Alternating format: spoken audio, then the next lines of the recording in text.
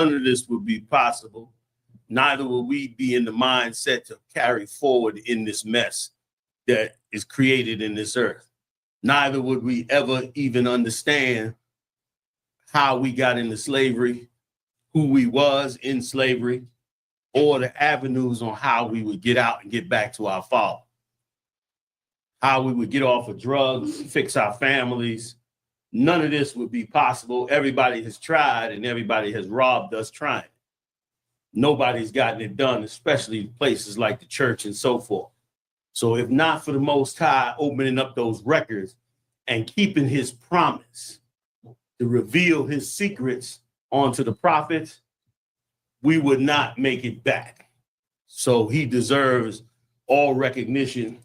We thank our King Yahushua for much mercy and patience in us for us to carry forward in the work of the Lord. So, he here now. So I was just waiting a second for you because I had to mention you and the great work you're doing out here. I want to give a big shout out to Captain Gadalhar and all his rangers out here and the work he's doing. You know, we rarely get out here. And this brother has been so faithful to the Most High that he has held his own down and held you brothers together year after year after year, you know, with very few of us making it to this side. He's steady building, steady fighting, bringing up great men too. They don't talk much, Gadar. I try to get them to talk. They ain't got nothing to say. I think they just want to, hurt somebody. I don't know what it is. That killer's in them, I guess. I couldn't get them to talk. I said, let me leave them alone. Sure. So he's doing an amazing job. I want to give it up for him one more time, y'all.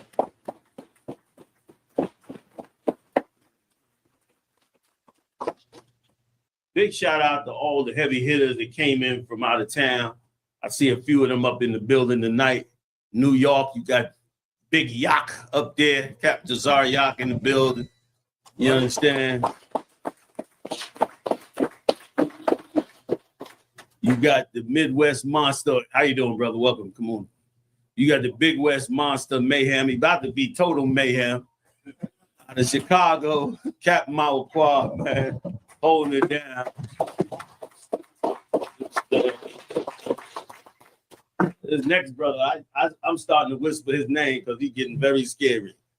Okay, he all over the place. Wherever I'm at, I seem to see him. He don't say nothing. He just floats around in the back somewhere. Once in a while, he'll give me a call. He even whispers on the phone. He's a very, very scary dude, man. You know what I'm saying? We bad as hell up in this work, man. Cap Makad, I'm right. Yeah. Got another brother up in here, man. I'm just running down names. I mostly recognize the captains, but I know everybody is doing an excellent job up here in the work. But these captains, man, have an amazing responsibility.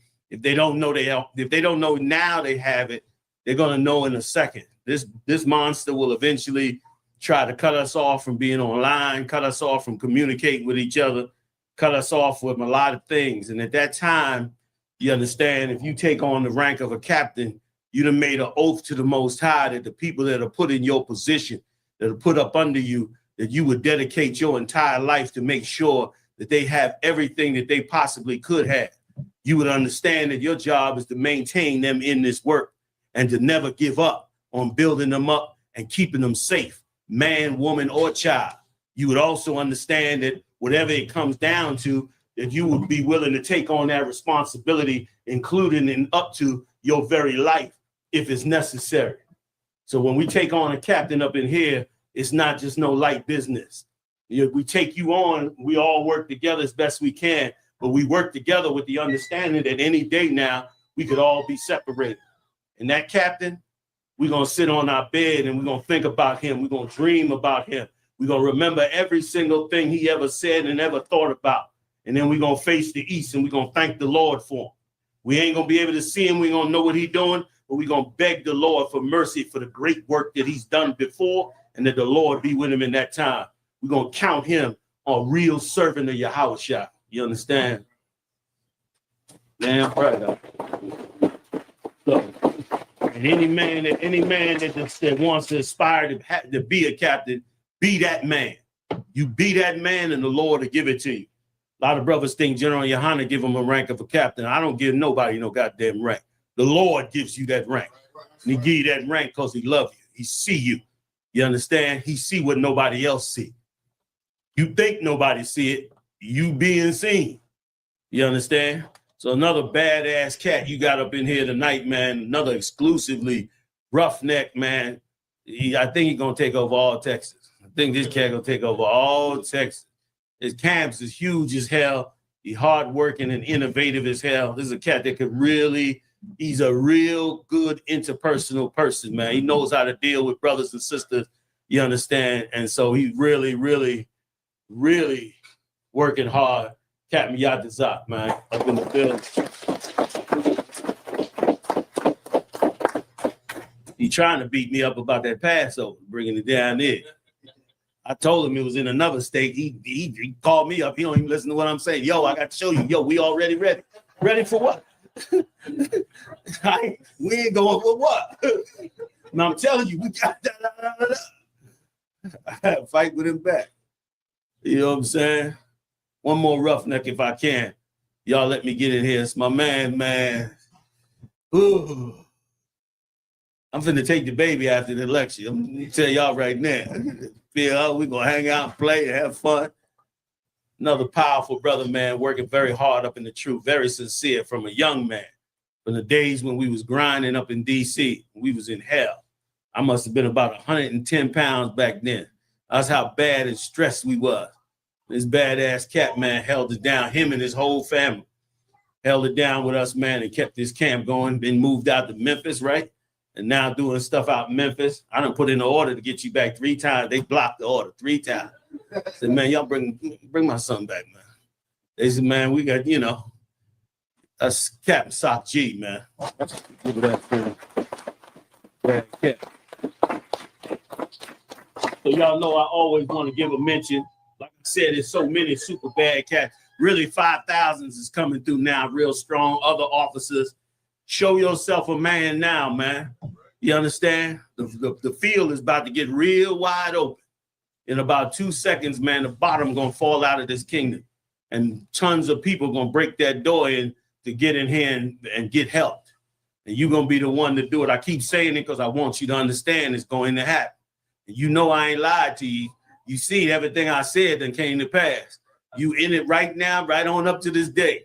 Mark my words. It's gonna be a day where you're not even gonna get, you're not even gonna be able to get to that far rear door out there, because it's gonna be that many people in here and packed up to that door. Because of course, what you watching before your eyes is the Lord removing us from this man's hand. And as he remove us from this man's hands, we're gonna come together on an amazing level. It's all spiritual, it's written in the scriptures. We could do a whole lecture on it if we want, or a whole class or series of class or whatever. But I ain't gonna keep y'all all night. Y'all know I like to talk. But we're gonna get into this. We're gonna get into all this porn. Y'all ready? I see y'all brought the babies. Y'all didn't think I was gonna bring no naked pictures, did y'all? Y'all turn around and say, oh, General Yahanna, he a good dude. He ain't gonna bring that nasty shit in here. Brothers in here like, damn, I'm gonna see what he got. Nah, I ain't gonna, this will be G-rated. Won't be nothing like that coming out, just for y'all to know, just in case anybody was wondering. It won't be nothing like that. But we're gonna get it on and get going. I want to real quick before I get into, I want to thank everybody at home that joined us. I heard we got a lot of people online, Marah. So I want to thank them all for joining us, man, and getting in with it. Big shout out to all the other 7 heads that run this school and this nation as well. And big shout out to all the brothers and sisters in here, man, even down to our children, man, for all the great works y'all do and the striving y'all building up with, all right? So with that, let's do a little slavery first, can we?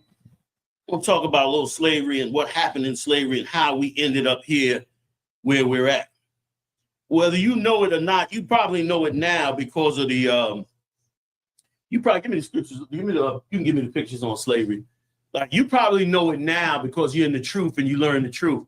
But if you didn't know this, you know, all throughout slavery up until today, there's been a system of taking away our spirit to be sexual correctly, to be in relationships correctly.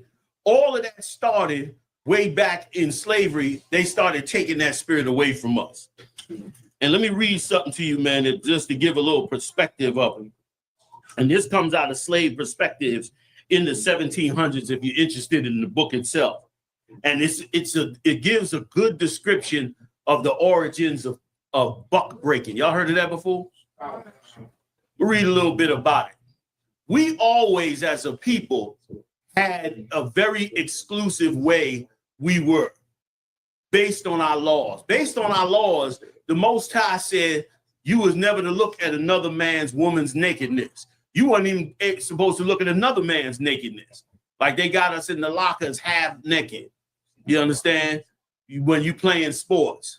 I went into wrestling because I didn't like the way the football players were smacking each other on the ass. I'm a Benjamin. I'll kill you, man.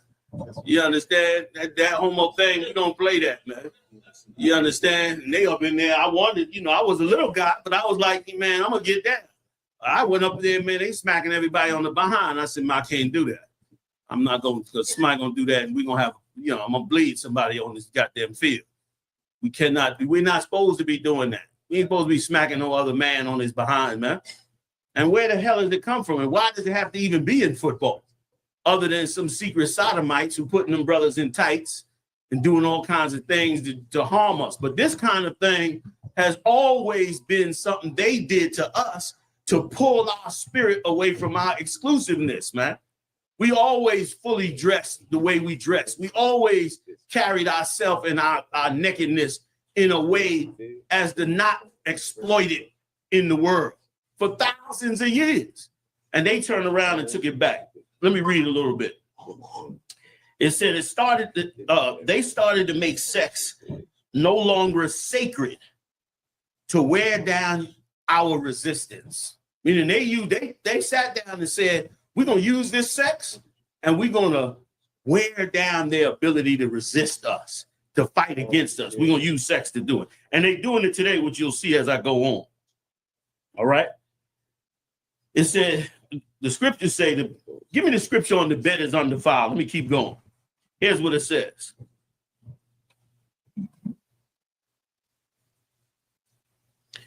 All right. Enslaved men and women had no legal protection against the sexual advances of their enslavers, overseers, or any other white person.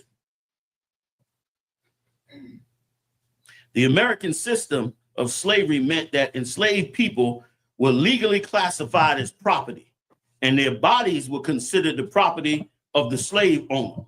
A slave owner's assault was not seen as a crime against a person, but a non-punishable act regarding their possession. So if he raped a woman or a man, it wasn't considered a crime at all, of course. It was just something that he did. And it was like sorry, sorry, but he just was in the mood. And so ain't much you could have done about it. Bear with me one second. Here's what it says. And this is ridiculous. Just to give us an overview of how this started, how they started to strip this from us and keep us stripped. So let me keep on going.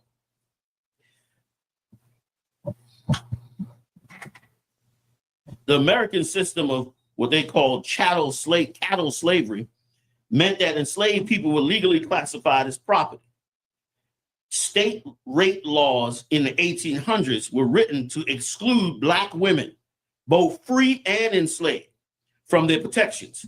It was not until just before the Civil War that some states, like Georgia in 1861, began to expand the definition of rape to include enslaved victims, though this was still rare. Remember, we came here in 1620s. So for 200 years, a Black woman could just walk down the street or walk down the field, snatched up by a white man, be raped, and it wasn't even a crime. She could scream, do whatever. You couldn't do nothing. Just the thought of that alone will already make you, give you a spirit. If you don't have no recourse, it pushes your spirit to not want to have no love for that woman. You don't want to have no affection for her because you know when the slave master come to take her, you're going to be upset and not be able to do nothing about it. That's psychological warfare. And plenty of it was played on us since back then. Many brothers died because they was not just let that go. That was like their breaking point. He come and grab a woman, they go up in there and die over it. You know what I mean? And that's why when we understand this type of slavery and what went on in that slavery, man, we should be big advocates against anything that falls in that direction. Interracial marriages, all of that falls in that category, we should be totally against, because look what we suffered for them to take away our exclusiveness. And it wasn't even that long ago. Go back to the 60s or the 50s. A white man couldn't touch a black woman in the North in the 60s. If she approached him, it was going, brothers was, what's this? And it was a big problem. That's how the gangs got started out here anyway, because they was coming down off them same mountains and attacking women, attacking children. And the brother said, man, we got to get organized, man, because we can't let these cats just attack our women like that. That's how exclusive sex and sexuality and sexual parts were with a woman. And that was important. Let me read a little bit more. All right. It said, in 1861, began to expand the definition of rape to include enslaved victims, though this was still rare. All right. They were motivated to do sexual violence, reinforcing dominance. Now that's hell. Meaning they thought to themselves as slave masters, we need to rape enough of these women, because if we rape enough of these women, that, ensures our dominance over them. As these men learn and go through the pain of knowing that they could sleep with our women and not have any recourse, it just made them stronger and made you and I weaker. You had to sit there and see that and put your head down and all that. And you'll see as I read down. And it's important to understand where this started and how this developed into what we're dealing with today.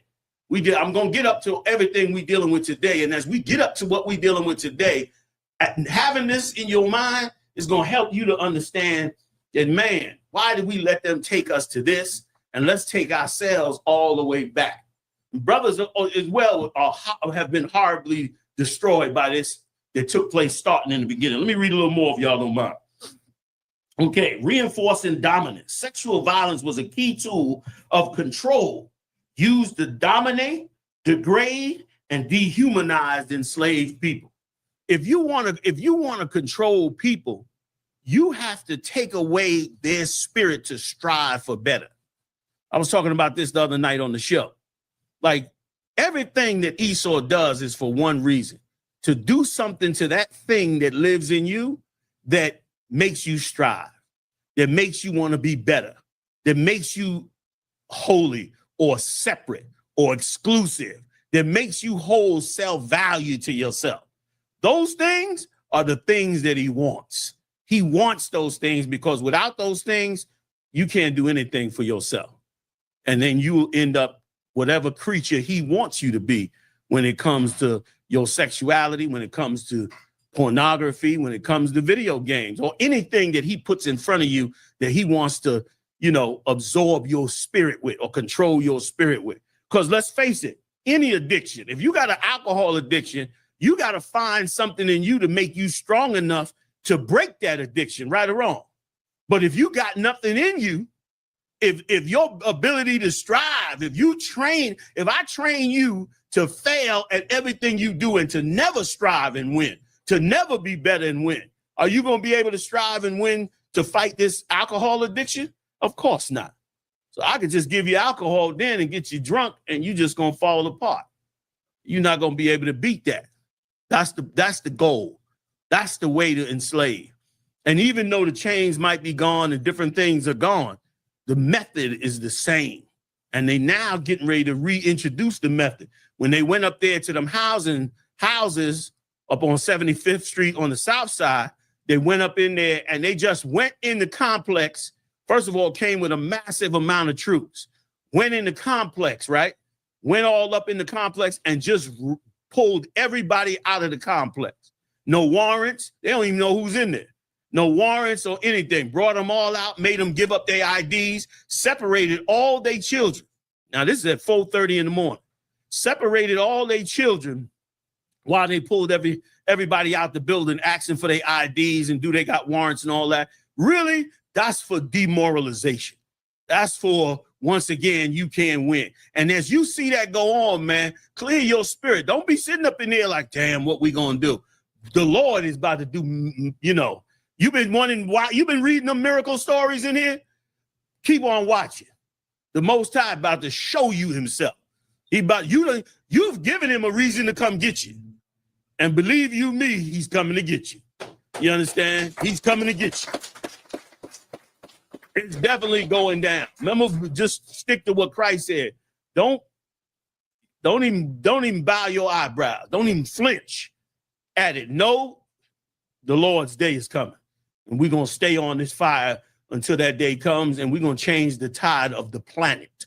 You understand? And if I had time, I probably won't, but I want to tell y'all about that little speech Miller made. Stephen Miller, that little speech he made at the funeral. That boy was out of pocket, man. He was calling on Satan on a real level. But that's a little, you know what I'm saying? Let's get back to this, all right? So they use that sexual assault to dominate not just her, forget about her. Because the Lord said that's like killing somebody. You understand? But also to dominate you so that you will never feel like you have any authority over your woman. You have an authority in many ways, mostly an authority to protect her, which is so natural. That's as natural as drinking water.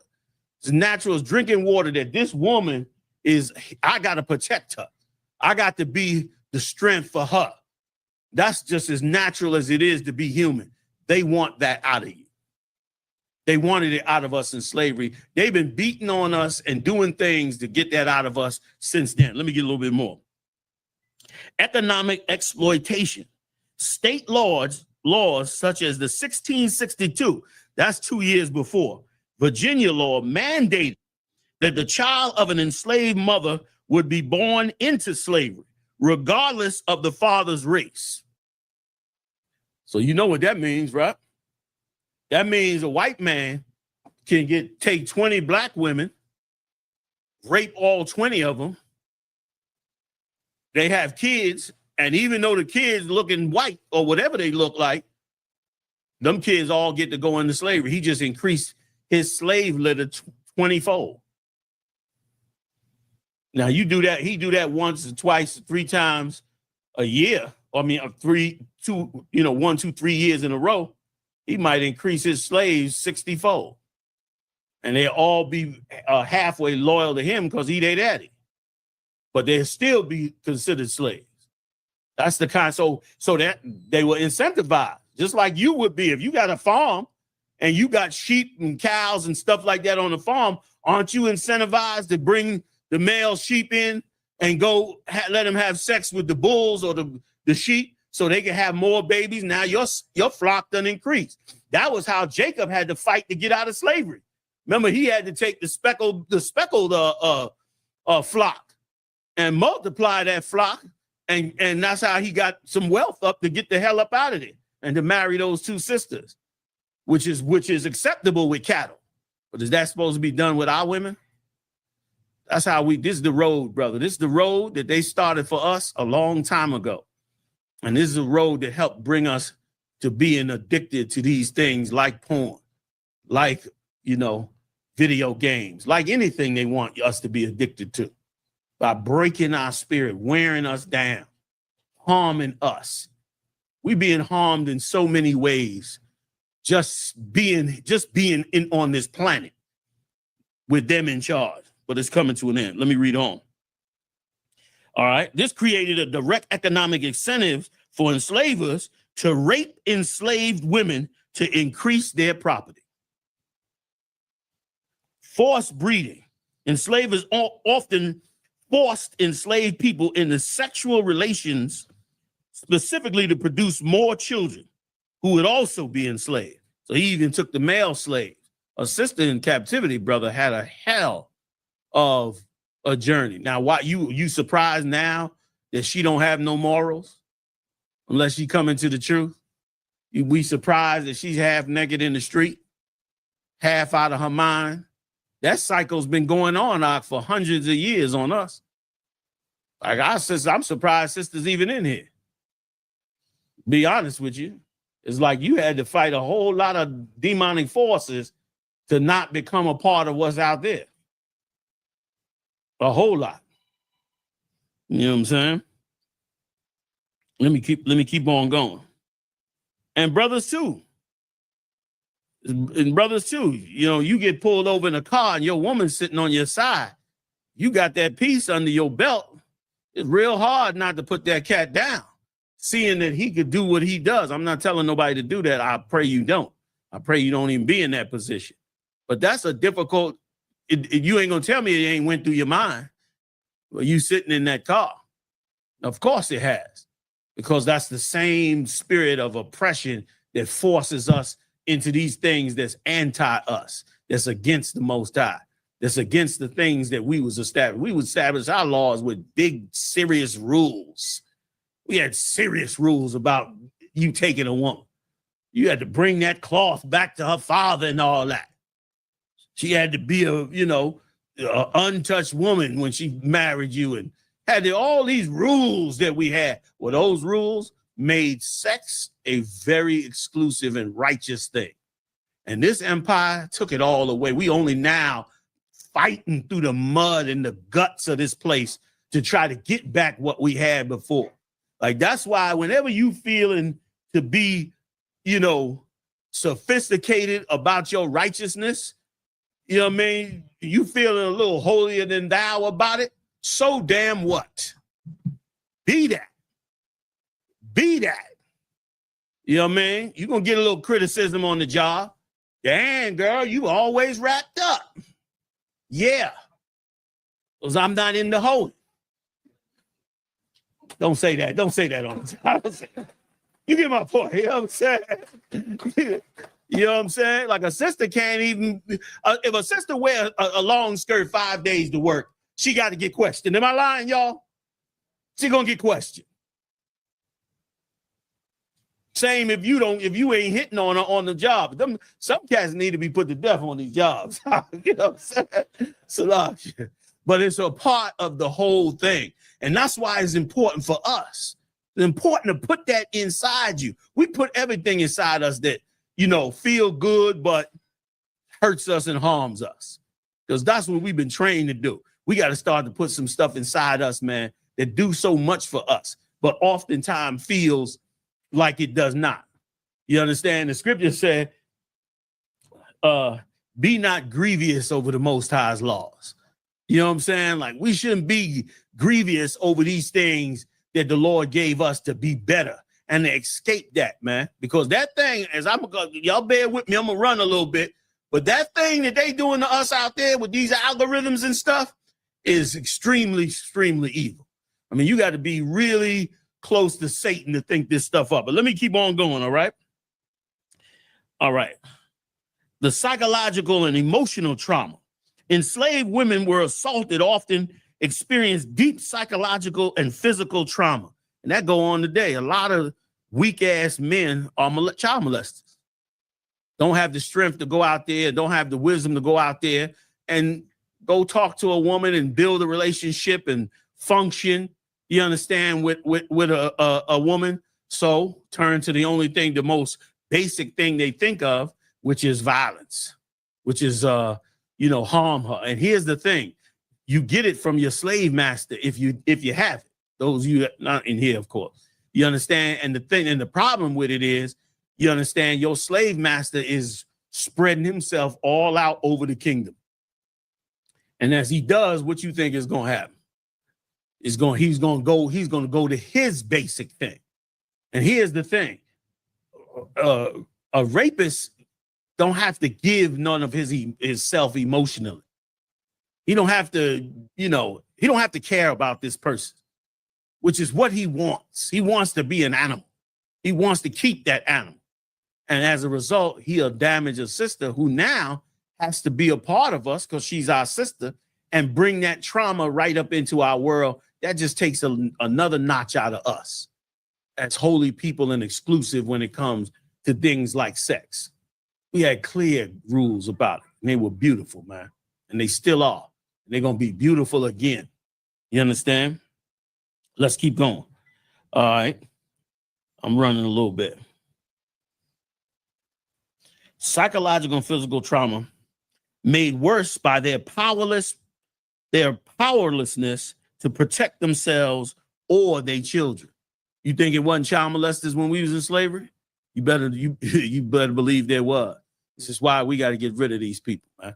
It's why the next kingdom got to be crisis, and they can't have no parts of it. Like the scripture said, they can't build no city, do a damn thing after this. Let's go on.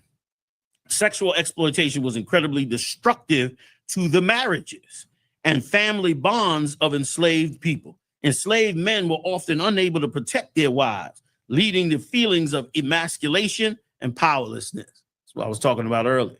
Now, remember now, you know that children mimic parents, and then they become parents, and their children mimic them. So it's very easy for the wrong thing to become part of your family line. If your grandfather committed suicide, your father is going to be hard pressed not to commit suicide as well. Oh, I didn't even see you, General. Shalom. Salaki. I'll get to y'all on the break. It's going to be hard for him not to be caught up in the same thing. And then guess what? It's going to be hard for his son not to be drawn for that. If your grandfather was a gangster and a gangbanger and you read all about him, it's going to be hard for your father not to be. Hard for him not to be. Same with your mother. Your mother coming out of captivity, 3 generations of a woman that been raped. It's going to be hard for her to not carry certain scars that make her behave in certain ways.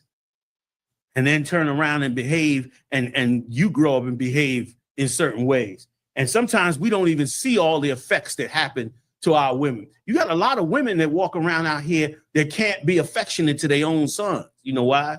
Because either they've been assaulted or neglected, or some other horrible thing has happened to them that they can't now turn around and extend no affection to the very child that come out their womb. You understand? That's what this kingdom does. And that's how this kingdom has started to walk us in that direction, to lose our soul and not be a people. That's why the Most High is everything. The Most High gave us these records, made sure we kept these records, and made sure he raised up prophets like yourselves and daughters of Zion like yourselves to make sure, to ensure that these records get another chance to be brought out and that Christ get to get the kingdom that he lost his life for. He died for as an innocent man. You understand? So that your innocence, your righteousness, those great things that you had that was stolen from you, that you didn't even know was stolen from you. You was born into the world of where stuff was stolen already. So by the time you get up on the mat and then did the things you did, you think it's just you. No, it was already done to you. And guess what? Now the Most High is going to open that door to give us that back. And we're going to get damn right. We're going to get past all of this. You know what I mean? A little bit more, right? I got one more section and we're moving on. All right. Some white women, y'all know where I'm going. Yeah. Now you know why them bras be going crazy at you, want to block your car, argue with you. Yeah, I'm finna give it to you right now. Remember, she got 3 generations.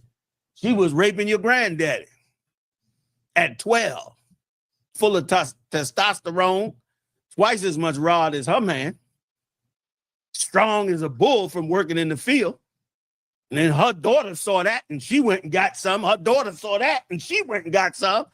And then somebody gave y'all civil rights and you stopped giving some, and now you wonder why she mad.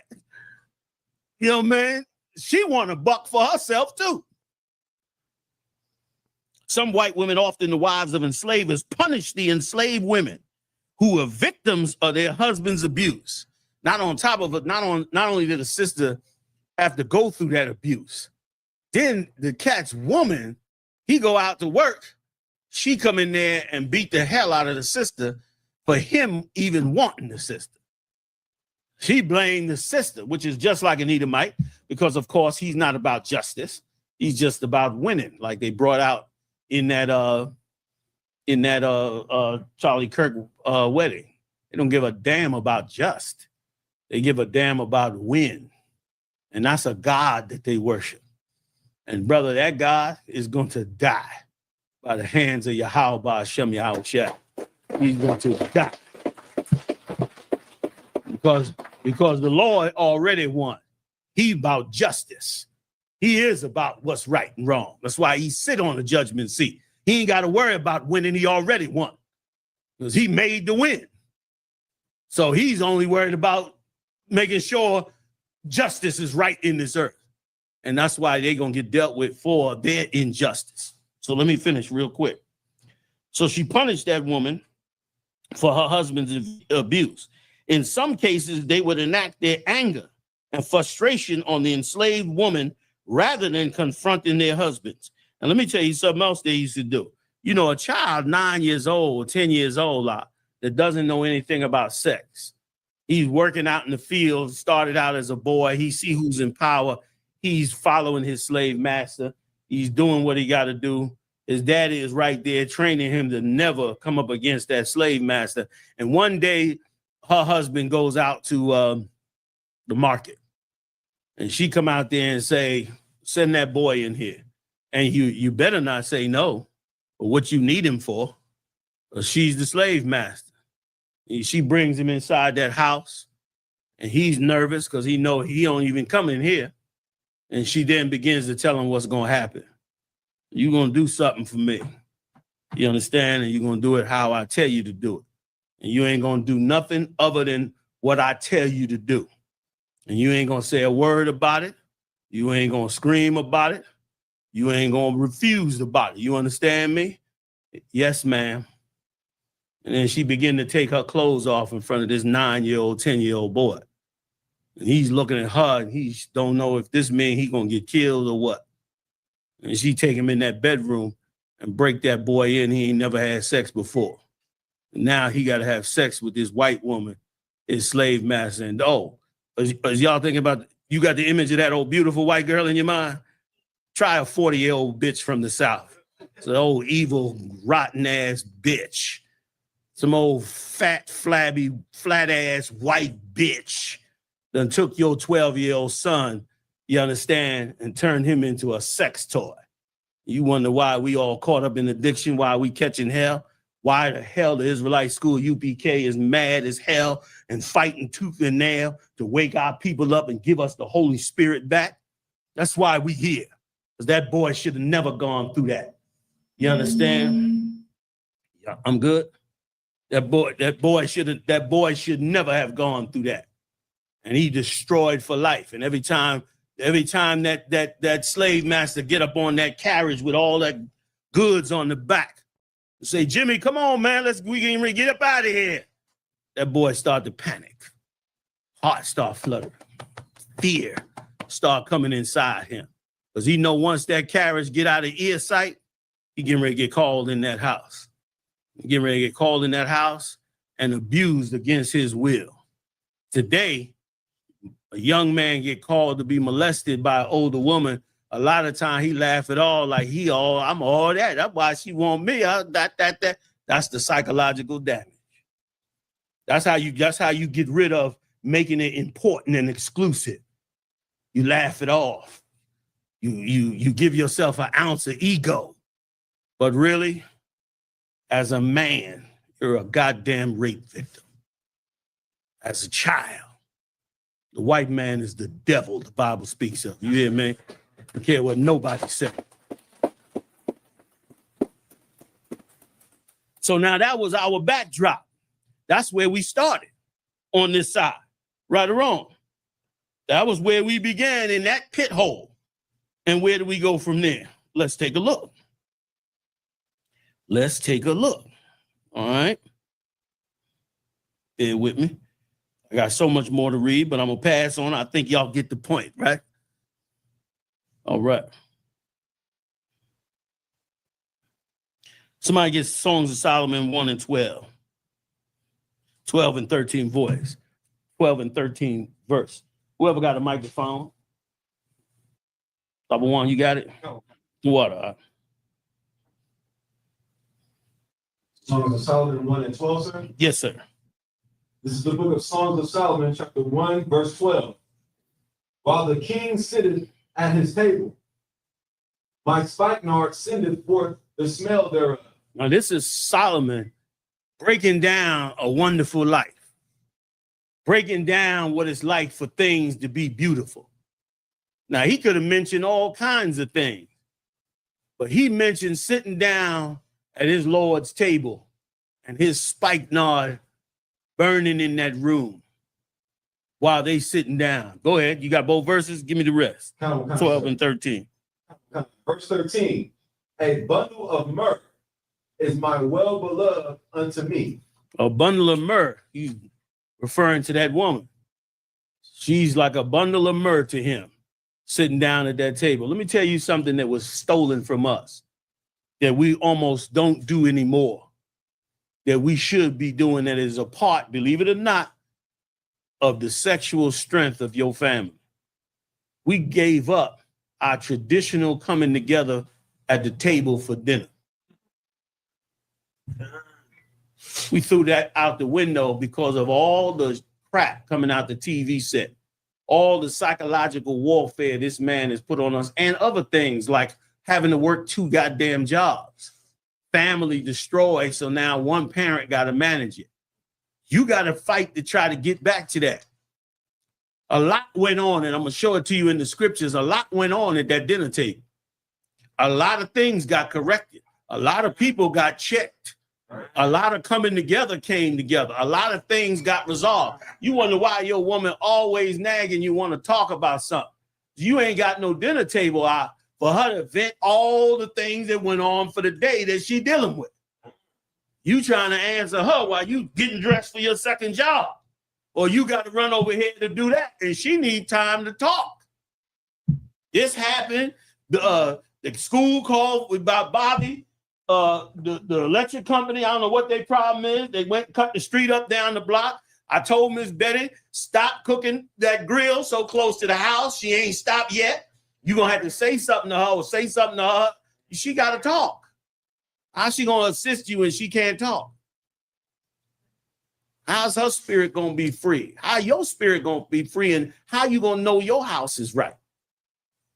You got to, in my opinion, I'm going to show it to you in the scriptures, it's not a law.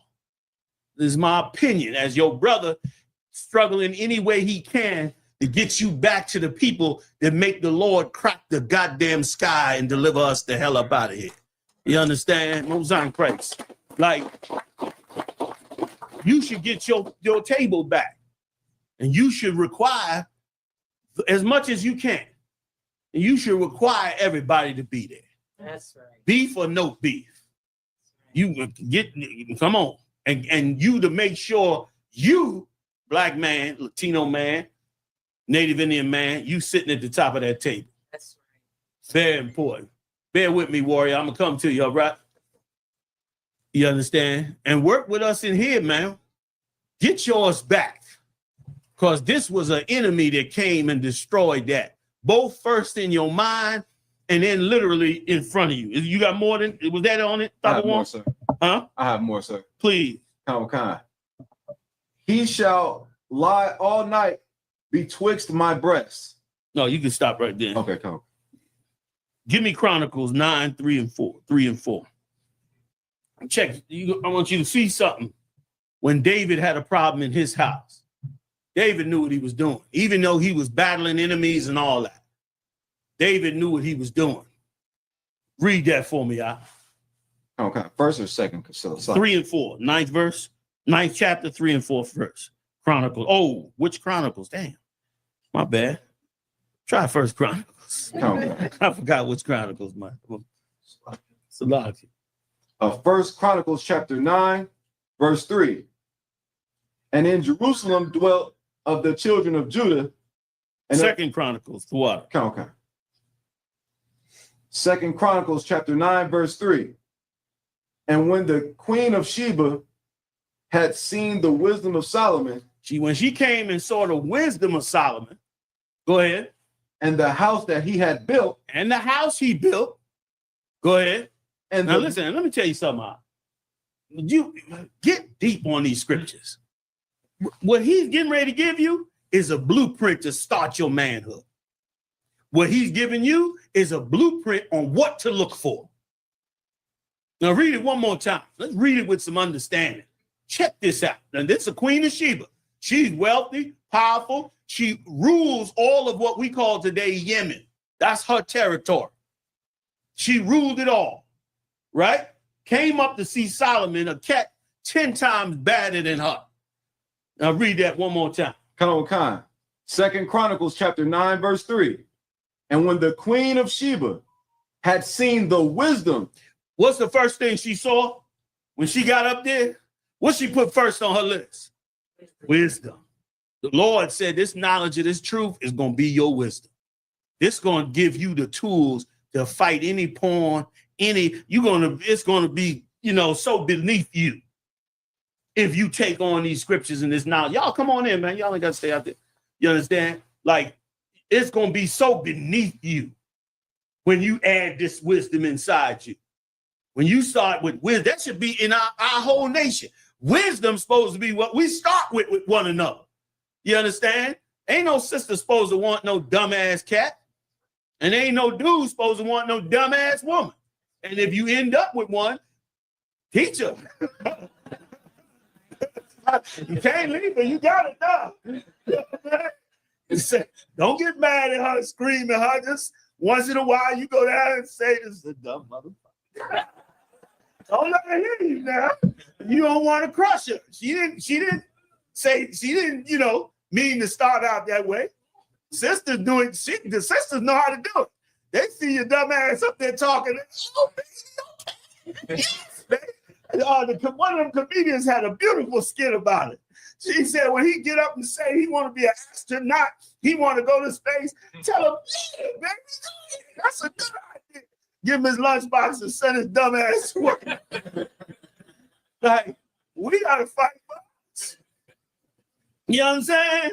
Wisdom's supposed to be on our table first. I need a woman that got some wisdom because I don't need her to make a mistake with some knucklehead talking in her ear. And she don't need me to fall for every fast ass that come up the block that's about to give me a package I can't never give back. You understand?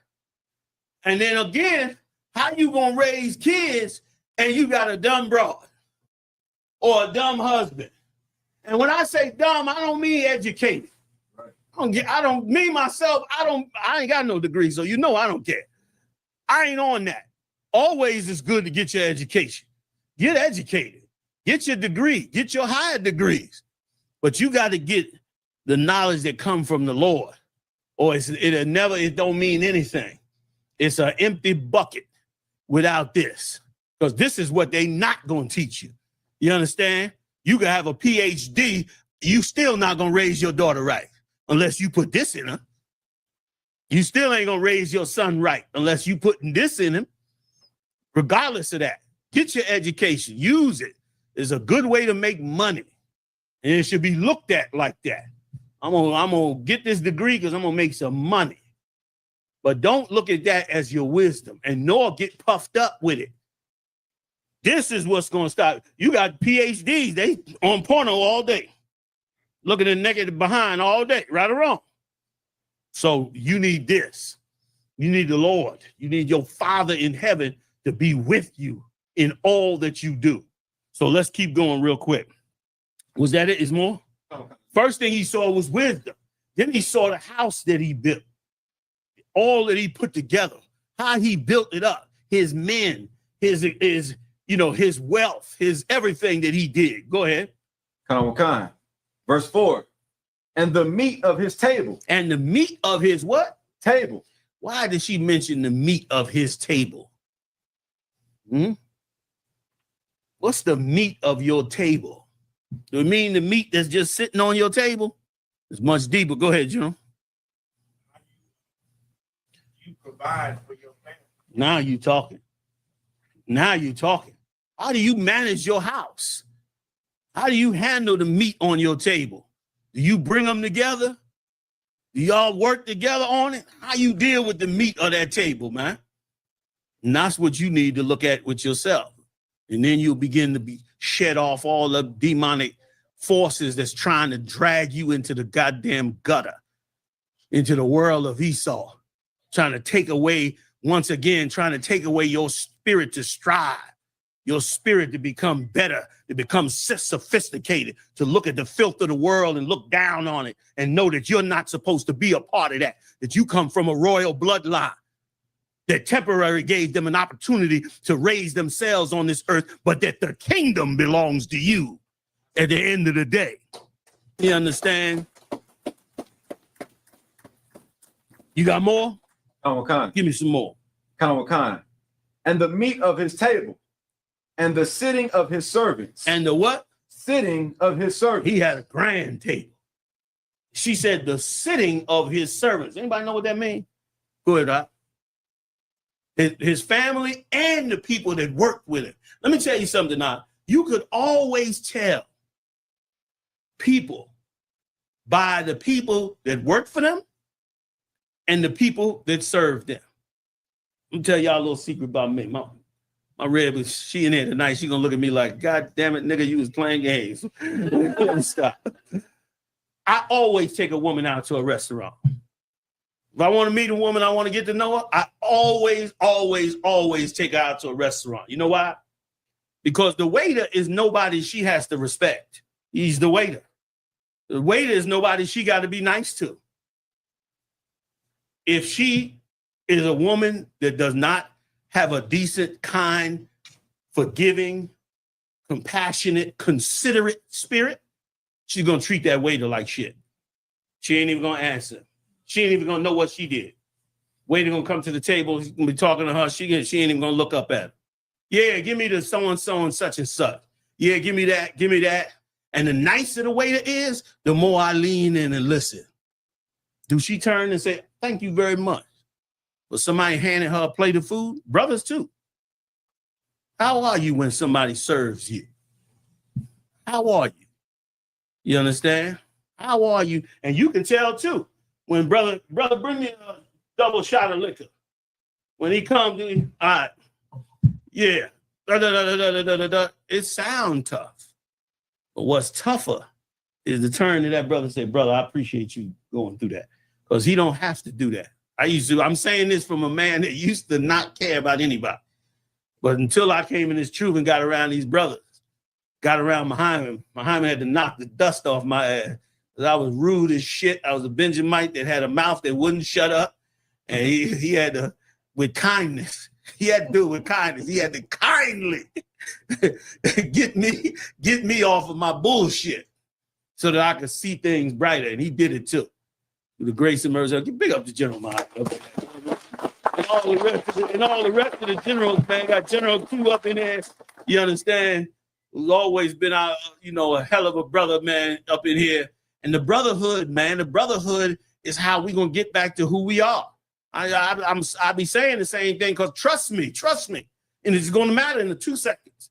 In 2 seconds, you're gonna be coming out of a building that they just bombed or did some horrible thing to, and it's gonna matter to the people around you whether you got the spirit to feed those people that's starving as they're coming out.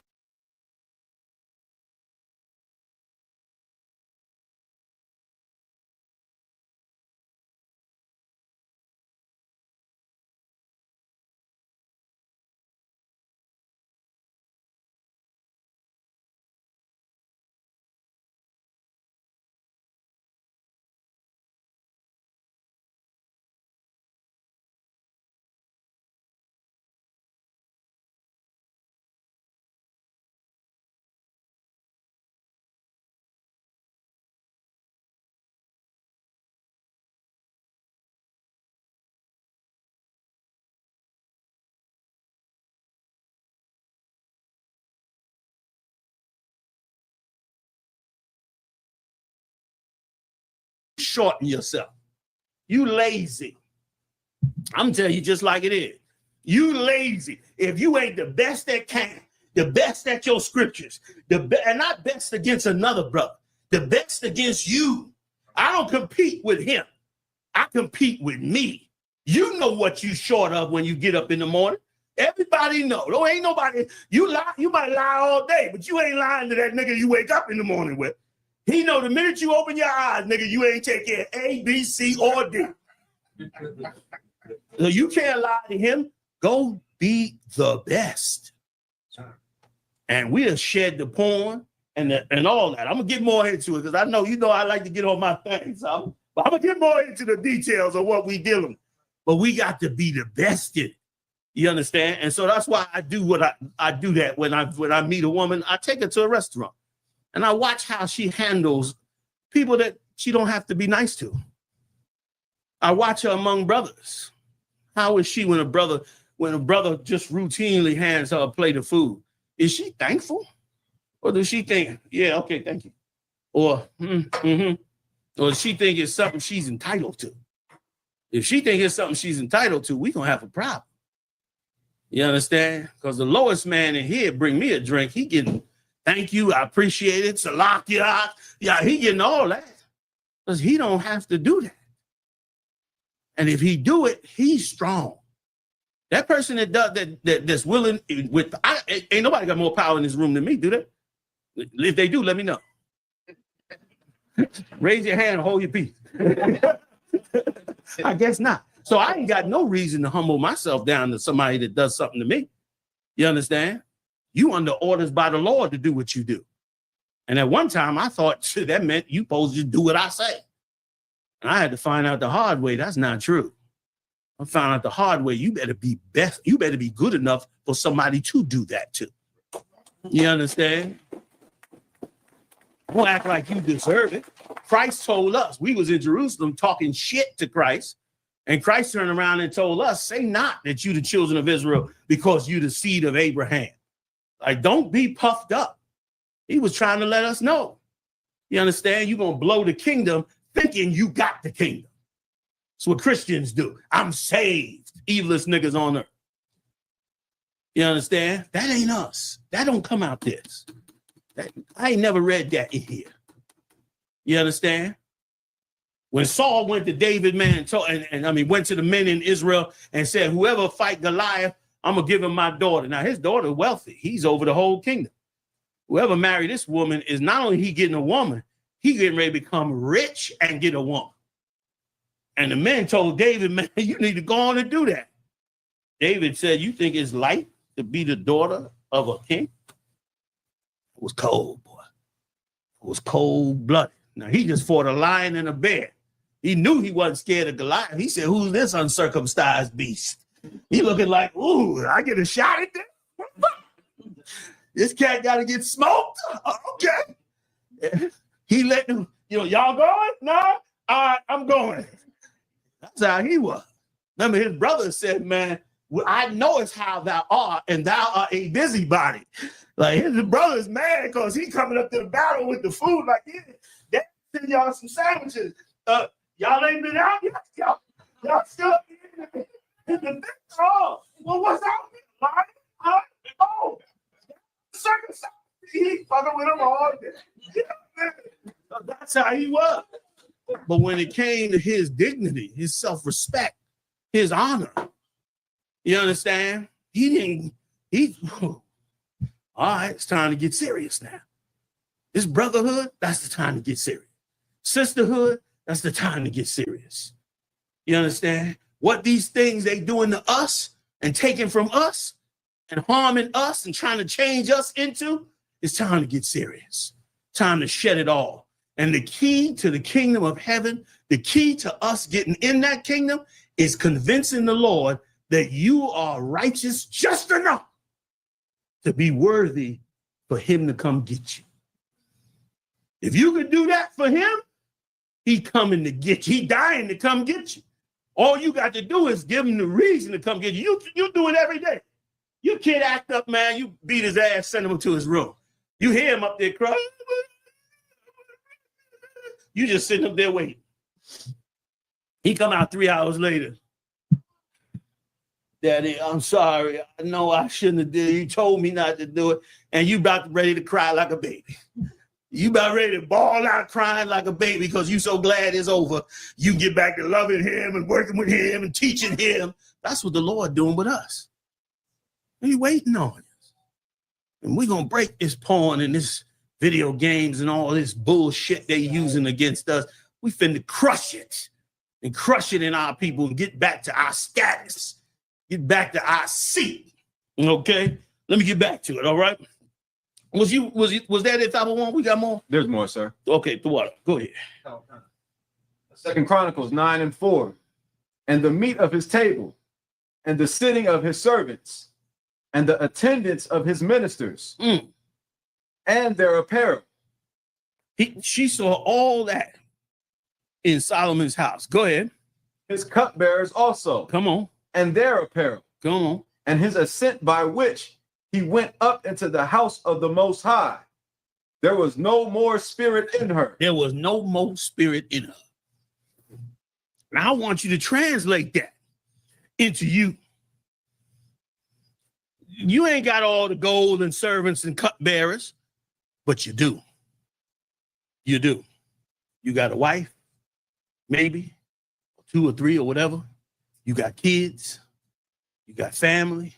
You got structure. Make it like Solomon. Some of y'all, man, I come across some of y'all in here, brother. I get around you and your family. I'm like, this brother got it together. I may not say it to you, but trust me, I'm very observant. I see you, man. I see how you handling your stuff and how your kids act and how you are and how your rib work with you. I watch it. I catch every time Eve say some bad shit to her husband. Y'all know, I get it. I catch it every time. I be like, she need work.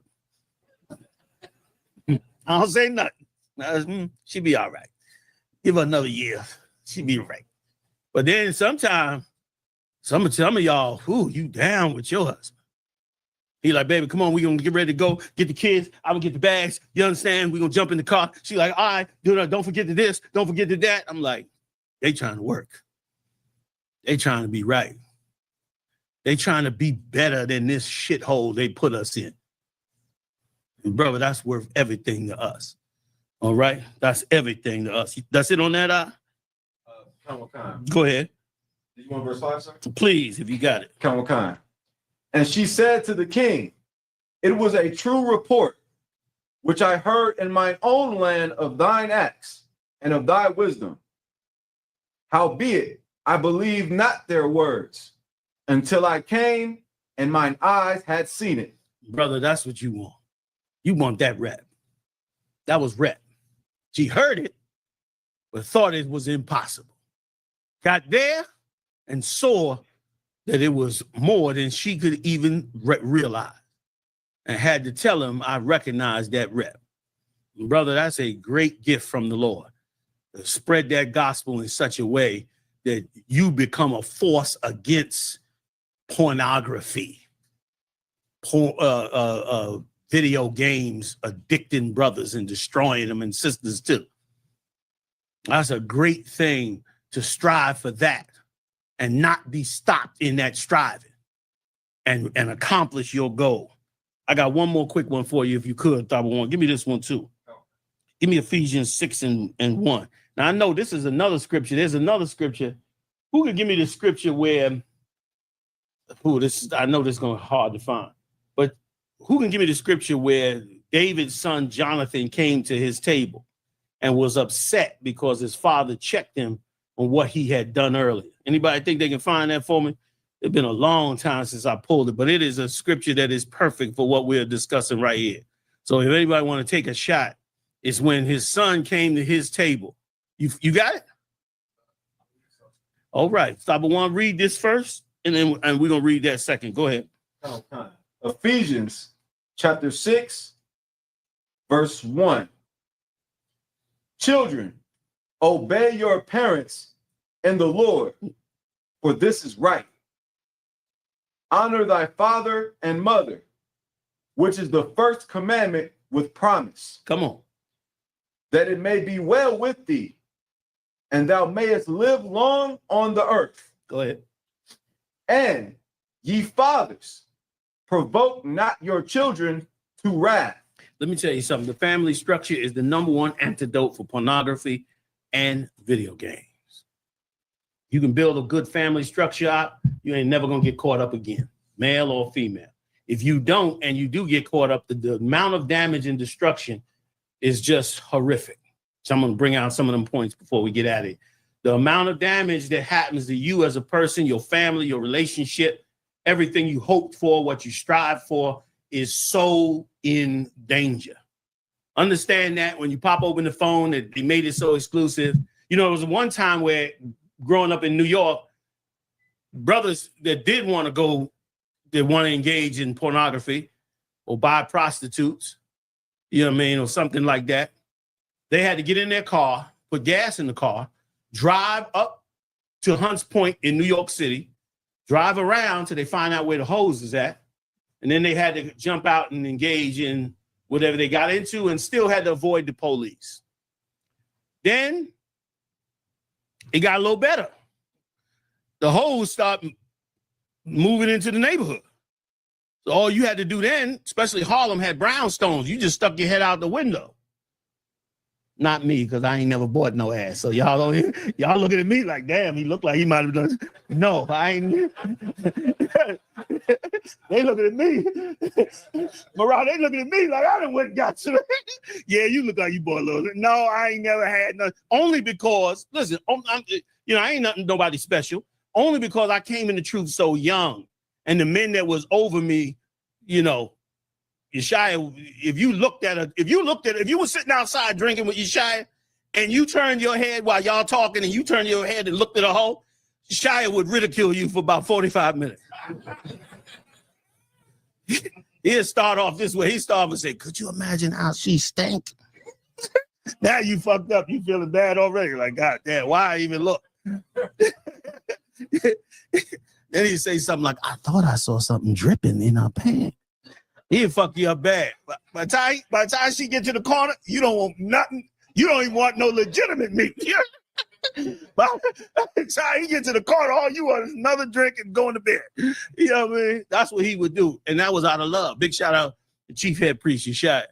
You know what I'm saying? Like, that's what he would do out of care for you.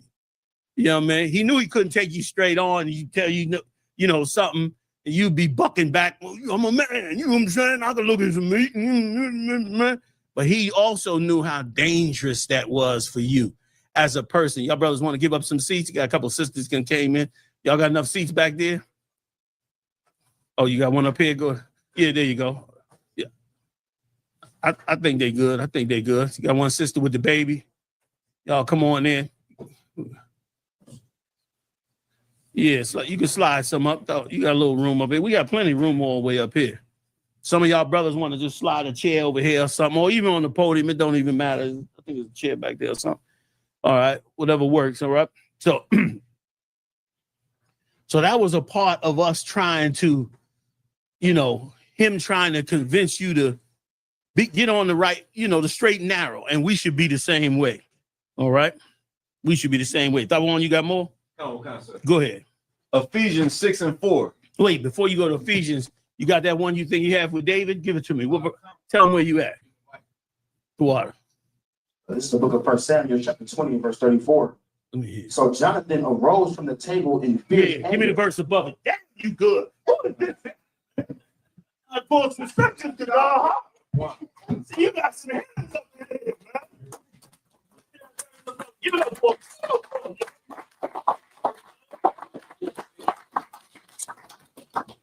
The scripture, go above it. Verse 33. And Saul cast a javelin at him to smite him. Right, trying to kill David because he had a demon on him. Demon of jealousy. That's another story. I'll do that another time. We can get into it. I'm sure y'all been going over it with General Muhammad in the class. There's no reason to be jealous and nobody. We all in captivity. Some brothers going to be good at times. Some brothers going to be good all other times. And jealousy will rise up in you. You just got to fight it just like you got to fight porno. Same thing. You know what I mean? You got to examine what forces is coming to take you out. You a soldier, ain't you? It ain't going to be just a gunfight. There's going to be forces coming from all kinds of things to take you out, including jealousy. Go ahead, Op. Oh, God. Whereby Jonathan knew that it was determined of his father to slay David. He knew. Jonathan knew. I thought it was David's son. It was Saul's son. Go ahead. Verse 34. So Jonathan arose from the table in fierce anger. Go ahead. And did eat no meat the second day of the month, for he was grieved for David. That's right. He was grieved because he thought this cat, his father, might have really gotten David. Where was they at when this happened? Read it again. Go ahead, Q. They was at the table. Yeah. They was at that place where shit gets resolved. They was at that place where your real feelings gonna come out. Parents always talking about, man, I try to talk to my son. He don't never talk. Because you talking to him somewhere where he ain't gonna talk. Sit his ass at that table every week. Watch how he take his food out that plate his mama had. And look at how his mannerisms are. And look at what he's saying and doing. And tell him to put that goddamn phone away. He at his father's table. And then make his mama say it to him right after. Let his mama be like you ever be on a Navy ship where the captain say, you know, batten down the hatches. First officer come right behind him. Batten down the hatches. You got to go right after him. Boom. Reinforce it in you. Shut down the mess hall. Shut down the mess hall. Right after. Make sure you know this shit is straight up and there ain't no breach in between these lines. Let his mama come behind him right after. And let that man grow up into something special. And he'll talk about what's bothering, or he'll show it to you by getting up from that table. That table helps against things like this evil goddamn nonsense coming through our phones. You, if you can, as best as you can, you fighting jobs and hours and bad food, dangerous neighborhoods, you know, terrible bills, enemies all about, trying to be righteous to the Most High. But if you can, get to that table. Make it a regular thing, even if it's one day a week. Get to that table. It's a good tool. I'm not telling you got to. Ain't no law saying you got to. I'm telling you, according to the scriptures, that's what brings out what goes on so it can be stopped. That's what's going to strengthen you against them forces. If you got to sit at that table and see that woman and them kids and know that you got to maintain this, you're going to be less likely to be caught up on the couch all damn night playing a goddamn video game. You're going to be smart enough to say, I'm going to play video game, but I'm going to put a bridle on it. I'm going to give myself X amount of time. And after that, I'm getting up off of it. Why am I getting up off of it? Because it's nothing wrong with playing video games, but I can't let video games own me. You understand what I'm saying? All right. That's it on that. Now, go ahead. You was good on Chronicles. You didn't finish it all, but I think we good on it. All right. Let's move on. So now we got out of slavery, right? So-called. We got up into this kingdom. We got generations of damage we trying to fix and generations of oppression coming down on us. So from both sides of the coin is trying to take us up under. And the white man, being the diabolical beast that he is, decided to find a new way to put us in captivity. I'm going to tell y'all a little bit about a guy that I'll be totally examining this guy. And you might know him as the Unabomber. Y'all ever heard of that? You got to be a little bit of age to know about the Unabomber. Ted Kaczynski. Now, Ted Kaczynski was sending bombs around the country, and I'm not encouraging that. He would put bombs in packages, and he would send them to university professors and the strangest people. And they'd open the package up and blow their head off and all that. They looked for this guy for years. I mean, decades, I want to say. They were looking for him, and they finally got him. And that's a whole another part of the story. But when they got him, he released a manifesto. And in this manifesto, he said some things about society. And he said these things about society because he was a part of those who were in Harvard. This guy came from Harvard University, by the way. He was a prodigy, a genius. He entered Harvard University at around 16 years old. That's how smart this guy was. So he was a genius. He knew what he was doing. He was well educated, very sophisticated. And so they brought him, since he was so smart, they brought him and involved him in a social program that they were trying to create. They was trying to create a way to control society in their social structures. And as he went into learning about it, and I'm going to read some of his manifesto, he started to learn how evil this was, how if they had the chance to implement this throughout the whole world or throughout the whole country, it would destroy our whole social structure. This is what he believed. And why what he did is when he figured all this out, he left society, got a little cabin in the woods in Montana. And from that tiny little cabin with no running water or nothing else, he began to build bombs. And he took those bombs and was blowing up the people who were involved in this program, in this structure.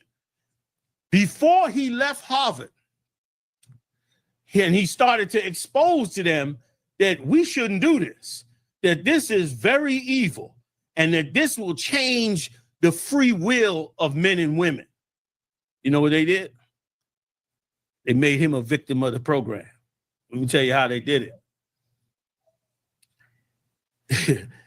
They slowly removed all the students in his class, and they put agents in the classroom. So he's going to school like normal, but he don't know that these people in his class are all agents. And here's what they told him to do. They said, we only want you to do one thing. Whatever he says at any time that's positive, we want you to criticize him one at a time. So whatever he said, if he said, yeah, I enjoy apple pie, somebody in the class would say, man, apple pie sucks. Somebody else would say, I don't know why people always acting like apple pie is special. I would never eat apple pie. Everybody I knew ate apple pie was gay. And he would hear this every time they said this to him. And what would happen is he would begin to break down. He would begin to get depressed. It was like everything that he said and thought about was, negative now. And he had no more friends in the class. He wasn't harmonious with anybody no more.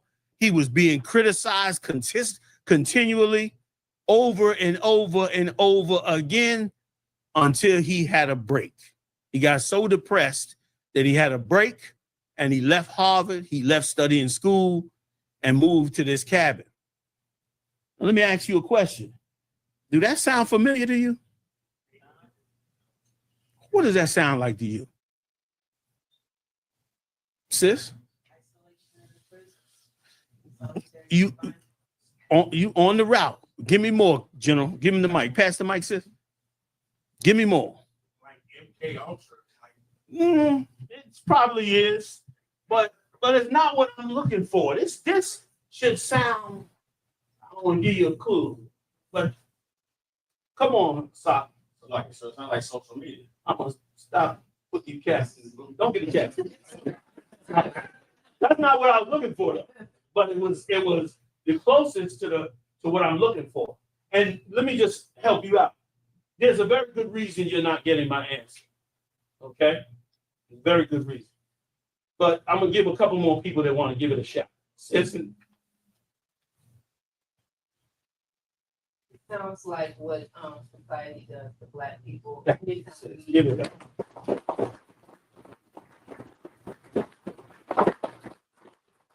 Y'all know why you didn't get it? Anybody? How come y'all didn't get that answer?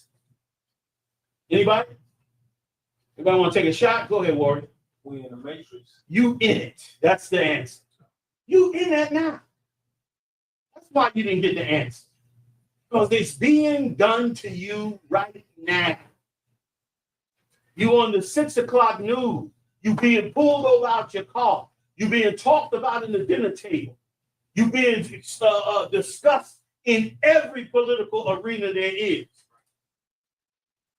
So much so that you don't even know how to discuss dating.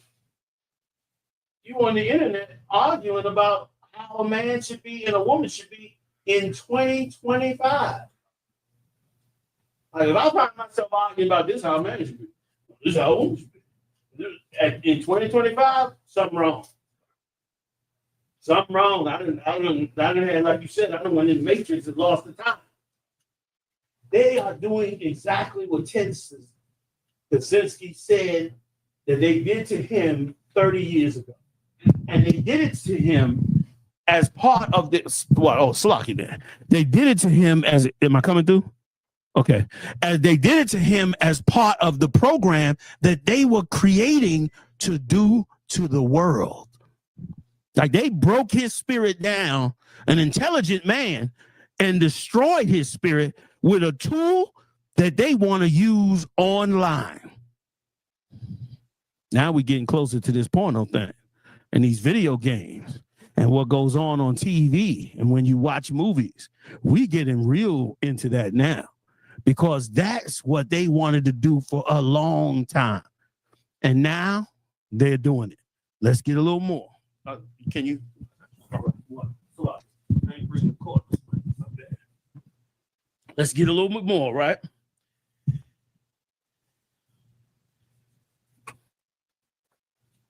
So Ted turned around at the end of all this when they finally got him, or right before they finally got him.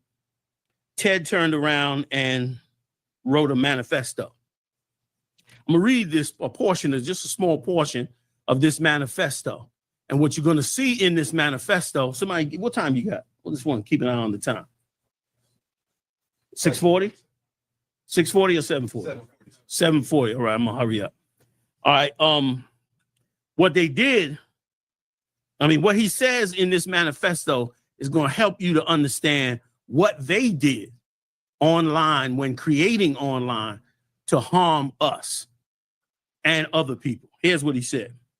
He said, the breakdown of traditional values to some extent implies the breakdown of the bonds that hold together traditional small-scale social groups. And this is a Harvard pro here, y'all. She says, so if you break down the traditional values of people, you will destroy the bonds that they have in small groups. So they got to destroy your traditional values so that you will not be together. You will not come together. You will struggle to be one. Let me give you a little more, which is why family is so important. Family and the structure of family among us as a group. All right. All right. The disintegration of small scale social groups is also promoted by the fact that modern conditions often require or tempt individuals to move to new locations, meaning the modern society is making people move all over the place. Kids go to college here, and then he said that tradition is helping to hurt us, break us down. We mixing among this group. I'm gonna go, you see all over the internet, I'm gonna go live in Thailand, or I'm gonna go live in, which you can live anywhere you want. But with the way they're working these algorithms out, it's to separate and destroy you. Separating themselves from their communities. Beyond that, a technological society has to weaken family ties. Now remember, he's in Harvard looking at the things that they're building for this algorithm. This is before the internet. This is about 20 years before the internet. 20? No, that's not true. This is about maybe 10 years before the internet. He's the one that's in there writing the algorithms and all that for this to be built. But as he's writing it, he's saying, this is going to destroy people based on the things that he knows. Let me give you a little more. It says a technological society has to weaken family ties and local communities if it is to function efficiently. For that whole internet to run efficiently, they got to destroy your family ties. They got to create separations between you and your son and your wife and your daughter and you and your brother and this and that. That's what that does. And we're going to fight it. We're going to fight every evil act that comes into it. We ain't going to get off the internet. We're going to use it like we doing right now. How many people you got online?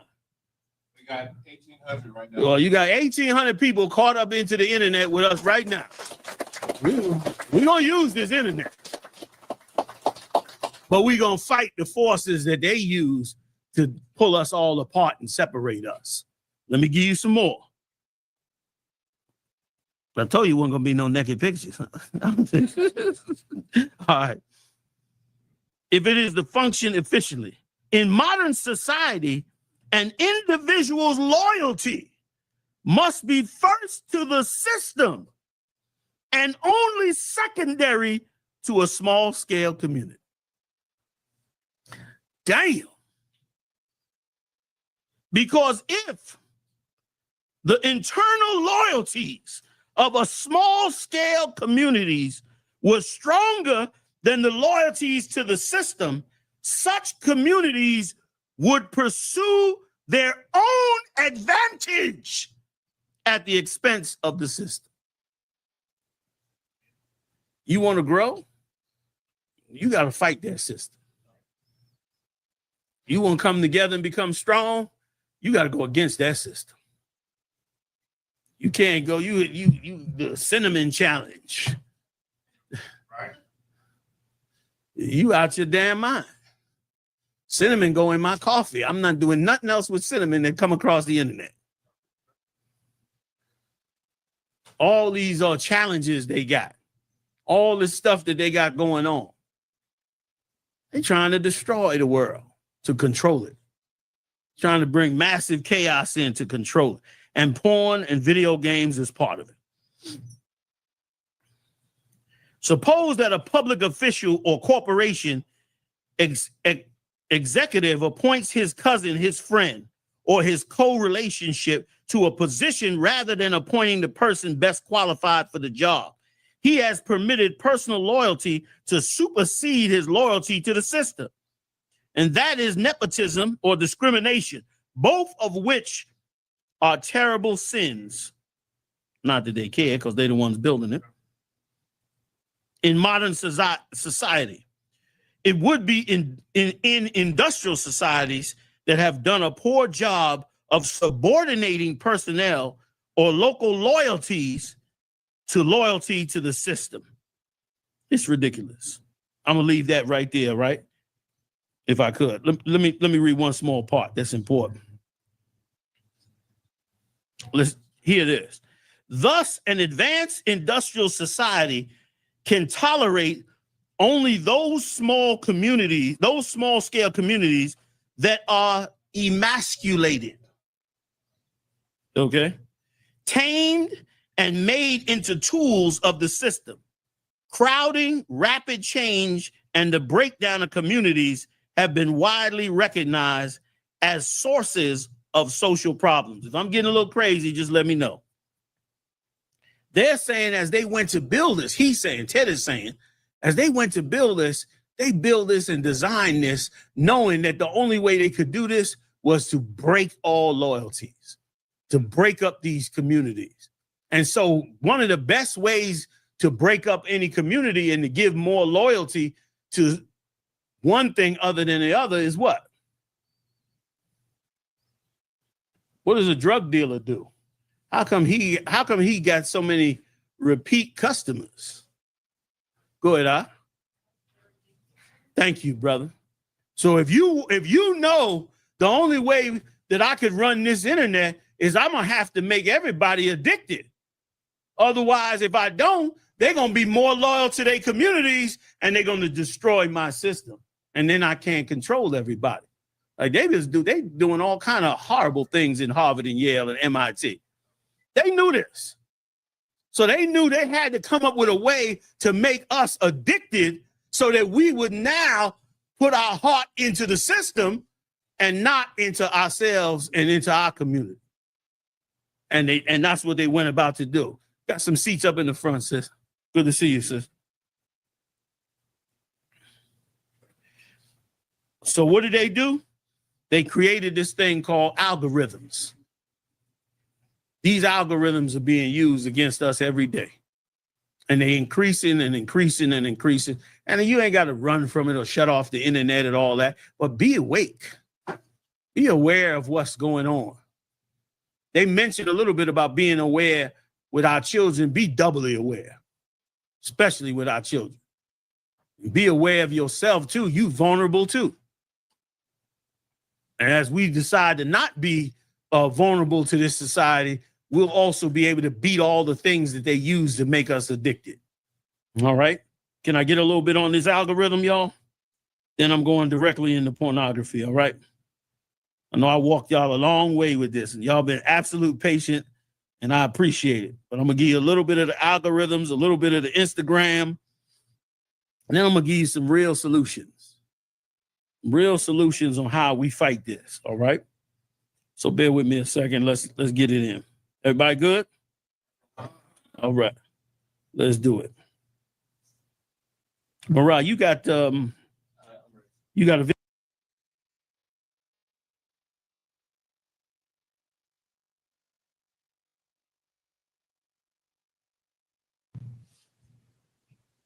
TV's on. Oh, you got it. Anybody want some water, hands? Something to drink? Today, we're going to talk about what years or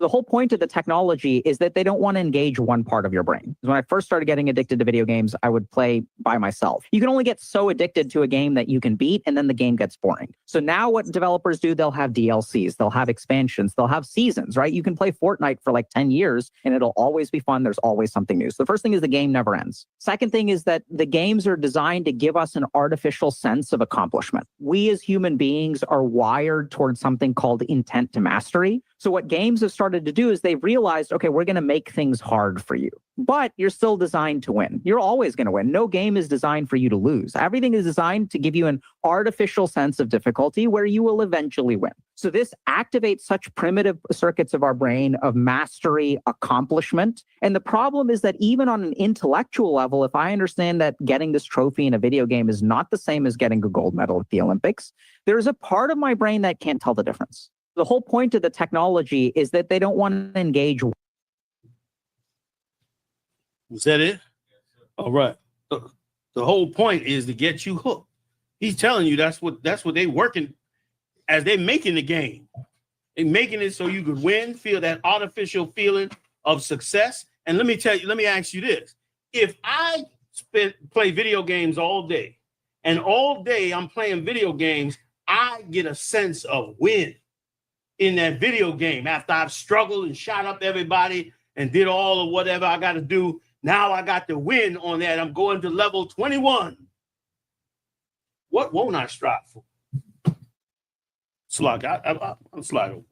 Yeah, slug. What won't I strive for, fam? Anybody? Go ahead, huh? Yeah. The real life goals are going to go away, because they ain't going to give me the same hit I'm getting while on the video game. And so what you as a man, as a soldier of the Most High, while you playing video games, enjoy yourself, whatever you do. But also in the back of your mind, have the understanding that I can't let this video game take me off my post, take me off of my building, my family, keeping my camp up to par, being on time to do what I got to do, going out there to get this money so I can set up my house like Solomon set up his house. I can't do that. I gotta put a bridle on. I gotta remember this is a game. This ain't real life. So I got to get my successes in real life. That's why us real deal UPK officers, brother, you can't stop us from going to camp. I had to fight with Haas every week. Haas, they don't have enough men. Sir, they said they're only going for a short time. Haas, we don't go out with that many men. I know, sir, but this is a real lame corner. I go to every week. I got to go do this with Haas.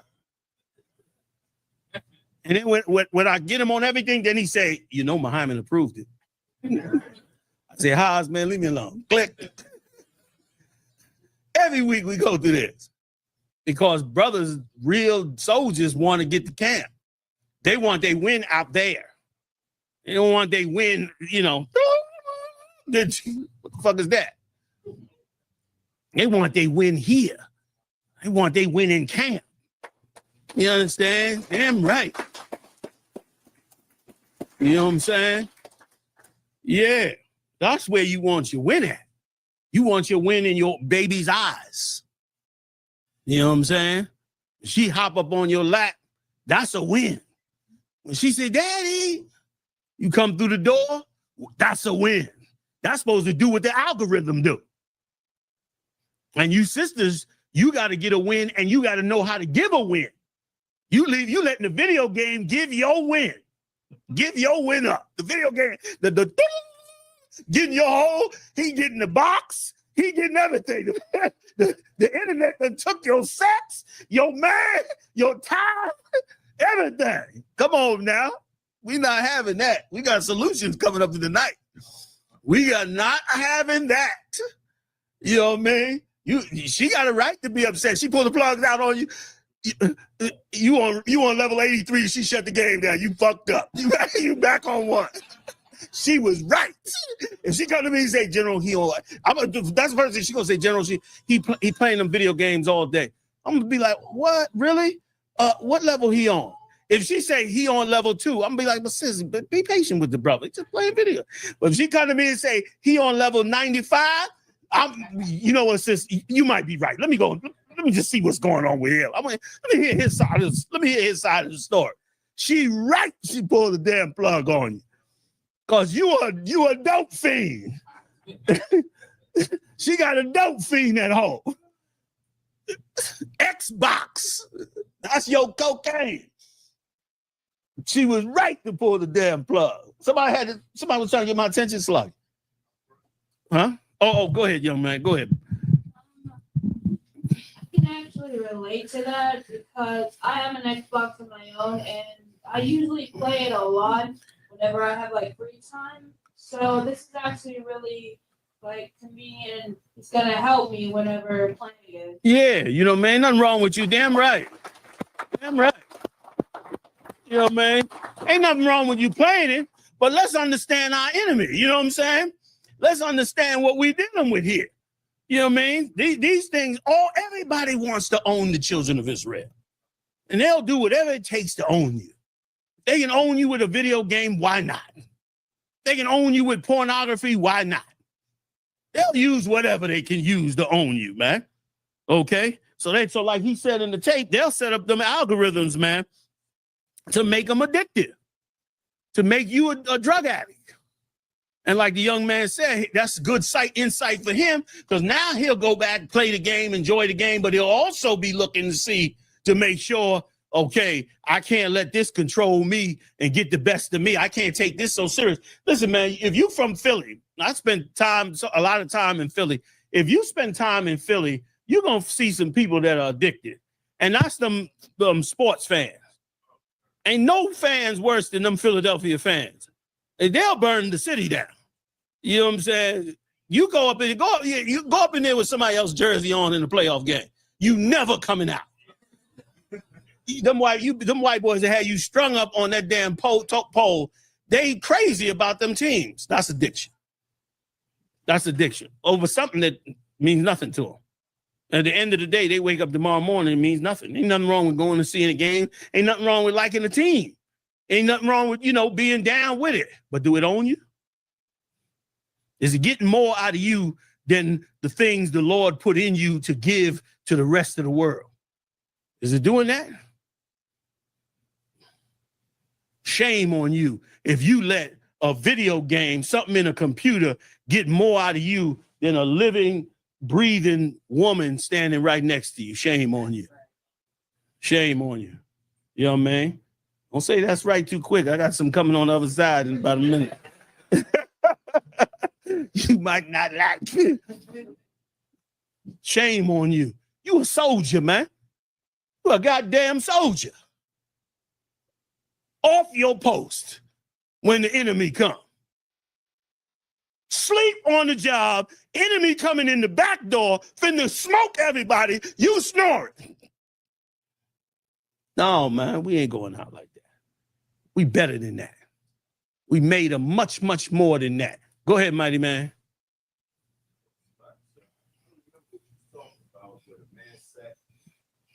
Where the man sat at the head of the table with his wife at the other head and the kids on the side. That was Marah, give me them pictures.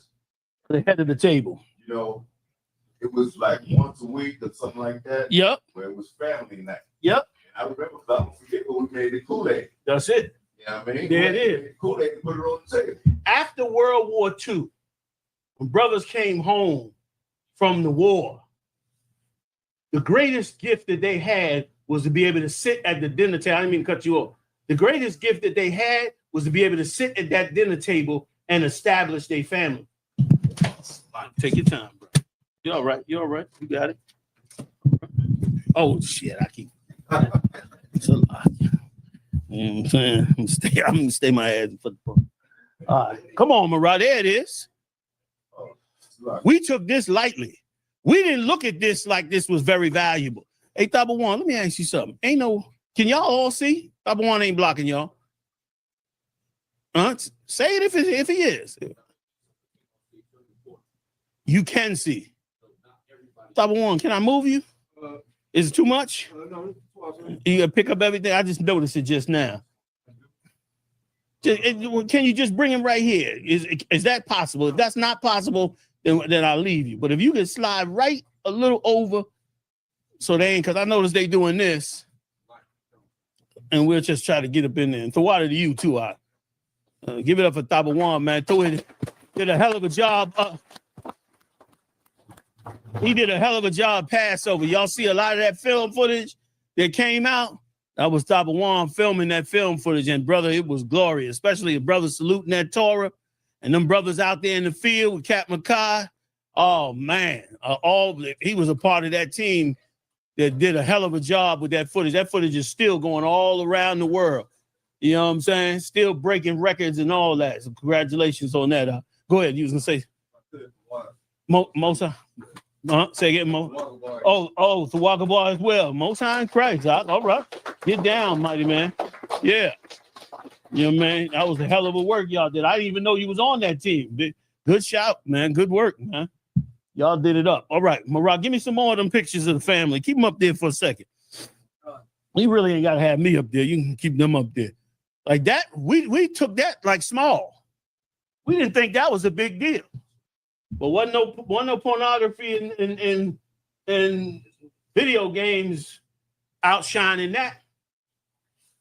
Ain't nothing more gratifying than being a man at the head of the table, working together with your family on real life righteous things.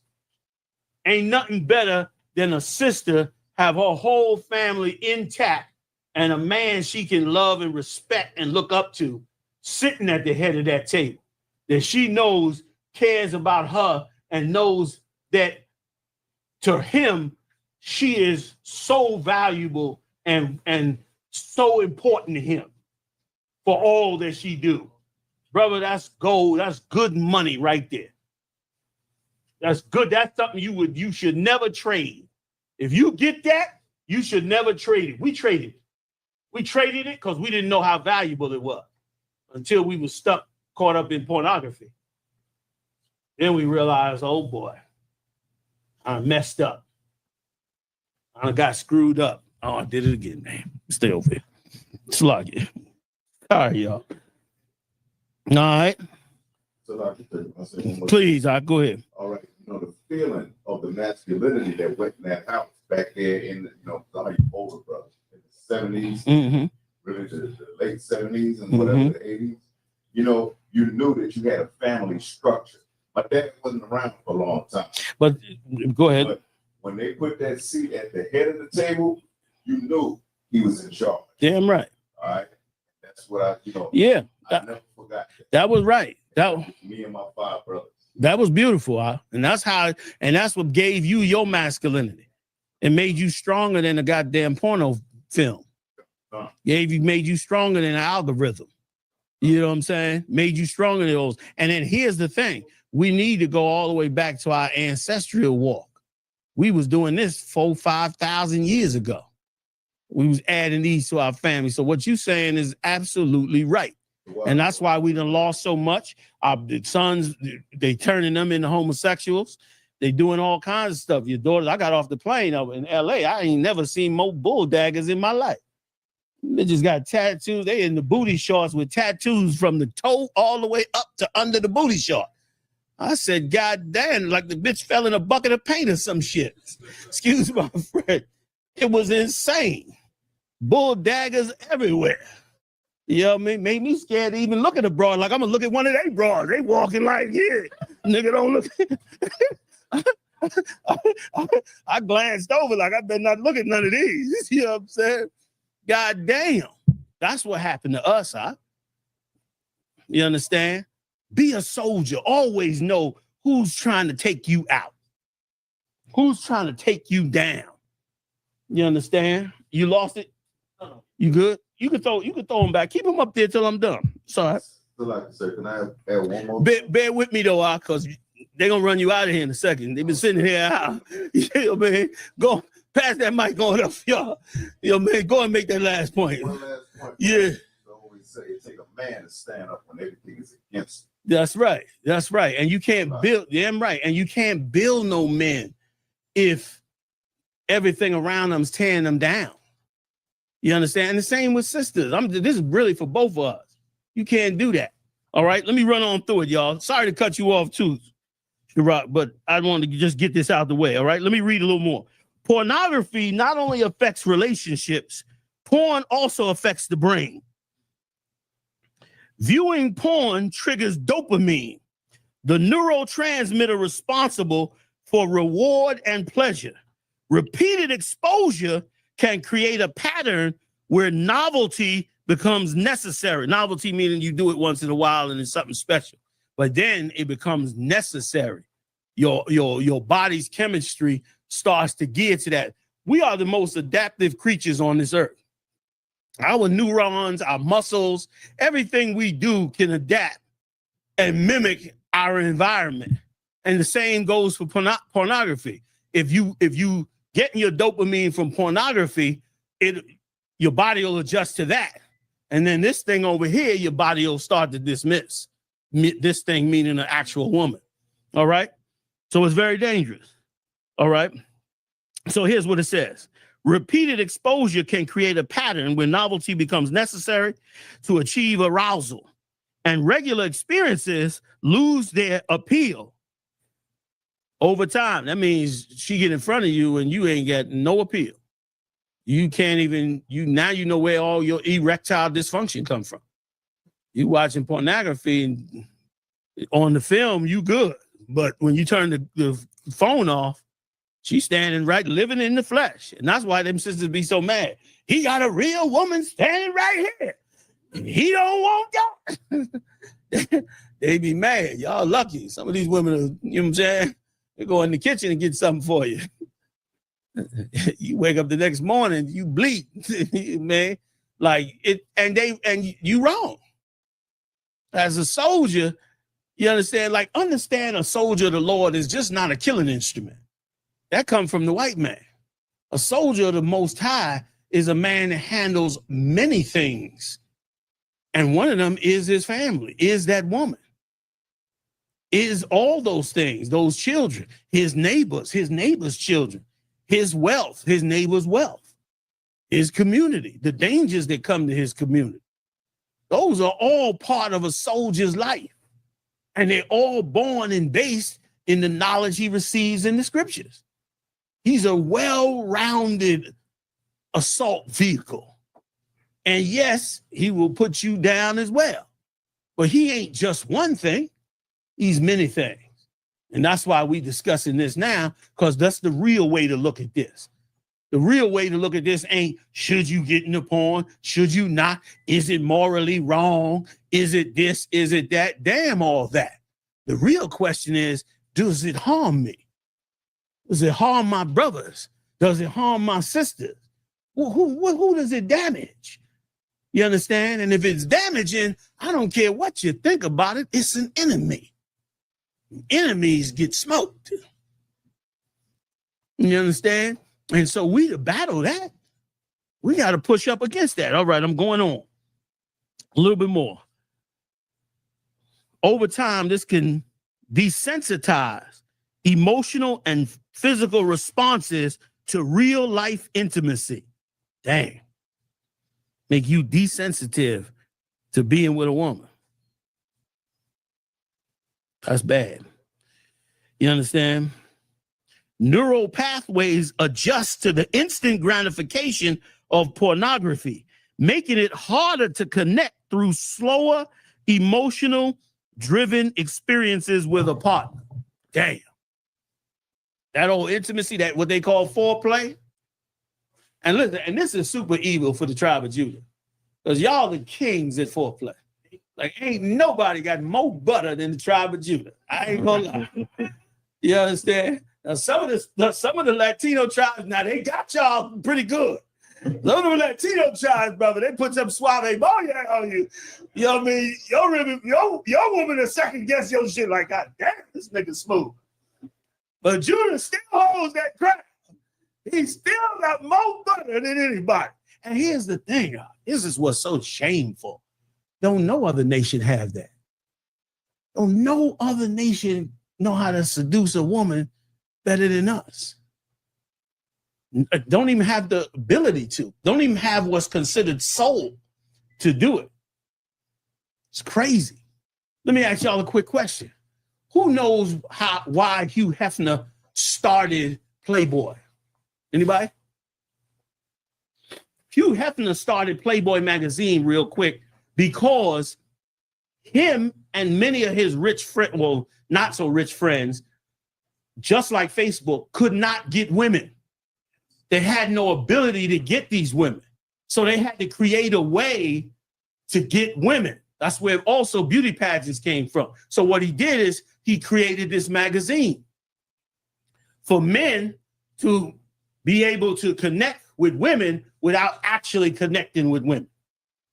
Everybody know porno man, his magazine, the magazines before the internet, that's all they was used for. That's what he made it for. For those who could not deal with a woman could now find another way around it. That ain't us. That's somebody else. That's some heathen's idea how you go about that. That ain't us. You understand? And we ain't trying to lose our skills. Why you gonna lose your skills to somebody else? No, man, we keeping our skills. Let me keep going. All right. In some cases, sexual performance or desire may decline. That's most cases. That's most cases. Creating additional tension in the relationship. And let me tell you, it'd be young cats with erectile dysfunction. They all coming up in the clinics now. All that. I'm hearing about them all the time. 25, 30, you can't function right. 35, function right. Nah, man. I know y'all missed something. I'm 62, fully functional. Pull my wife to the side one day. Ask her, that's the truth. I can't even understand how y'all let that one get out from under you. Shit. I said, Y'all ain't taking that from me. I'm gonna be functioning till I'm about 2 inches from the grave. Is anything yet working? Yes. No, man. You a soldier. You a soldier. How you getting played out of pocket? No, we ain't doing that. Bear with me, y'all, because I'm out of time. I'm running tight on the time, all right? I'll try to make some time in the end if y'all want. But I don't want to hold you. I'm holding y'all way over time. We were supposed to be done, a little while ago. So I'm going to finish a little bit more, right? But, yes, I'm ready for you, sir. Give me the Instagram models, all right? Last point, and then we go into solutions, right? Let me just make sure. I think it is. Because I gave you enough on the yes. That's it. And we go into solutions. All right. Let's do this last little part, fam. And we'll get ready to get done. Let's go to Instagram. Give me a couple of the models, all right? Kind of one kind, sir. Depression and depressive symptoms and upward social comparisons during Instagram use. Instagram literally causes women depression, if you didn't know already. It's a tool for depression. Remember I said before, they got to wear you down to make you addicted? One of the tools to wear you down is Instagram. I'm not saying you can't use Instagram and all that. It's totally, totally up to you. I'm preparing you as brothers and sisters of the Most High to understand the dangers of some of these things that's put in front of us and how they are trying to destroy our social structure and take these things from us, all right? A vicious circle. Most studies relating to social media to body and self-esteem have focused on female samples. A study by Menon found gender differences across self-esteem evaluations, whereby females reported lower levels of self-esteem and were more likely to make unfavorable upward social comparisons. Compared to males, interestingly, this result was found across all 48 ethnicities in the study. Celebrity endorsements and influence culture contribute to an idealized standard of beauty against which adolescents can measure their own self-worth. That measurement, that self-worth, that's what's bringing them down. Found that young females, when browsing Instagram, often found themselves involuntarily comparing themselves to celebrities, social media influencers, and peers. They seeing that.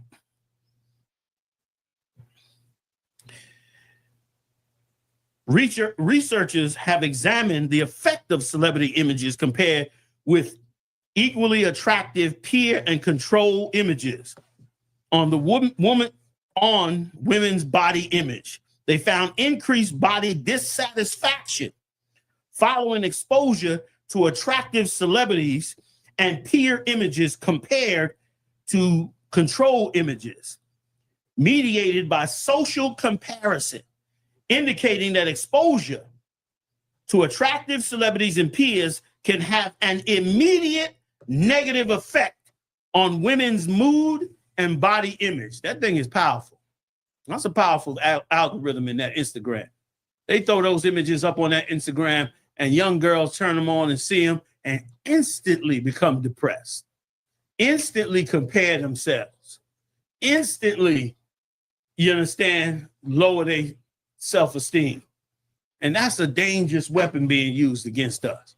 You understand? We got to be prepared and open-minded in trying to stop something like that from coming about.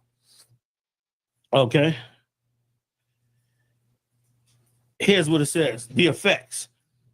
On a man-woman relationship, by having a porn addiction, it lowers your woman's self-esteem.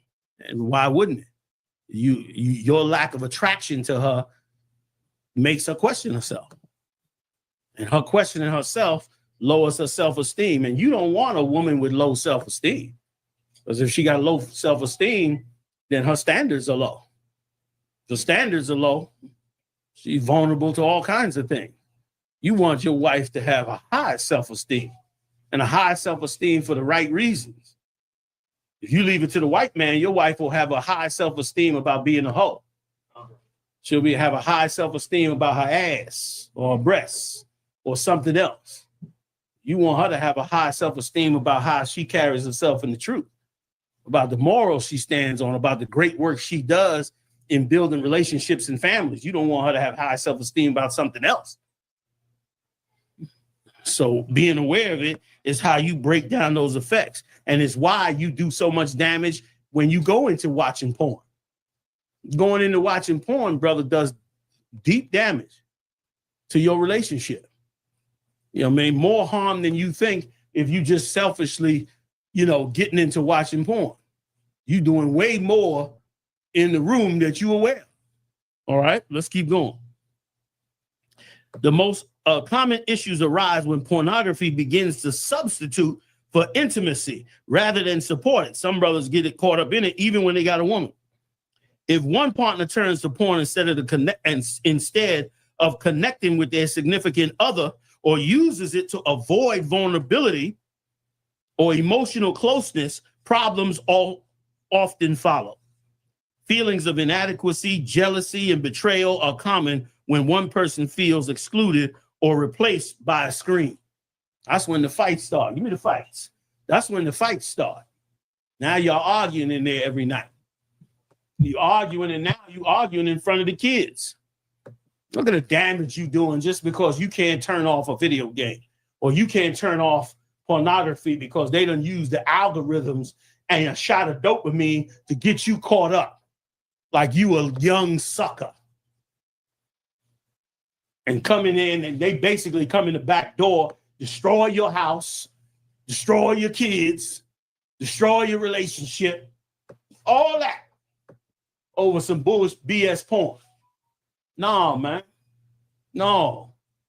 You're a better soldier than that. We better soldiers than that. You understand? We better than that.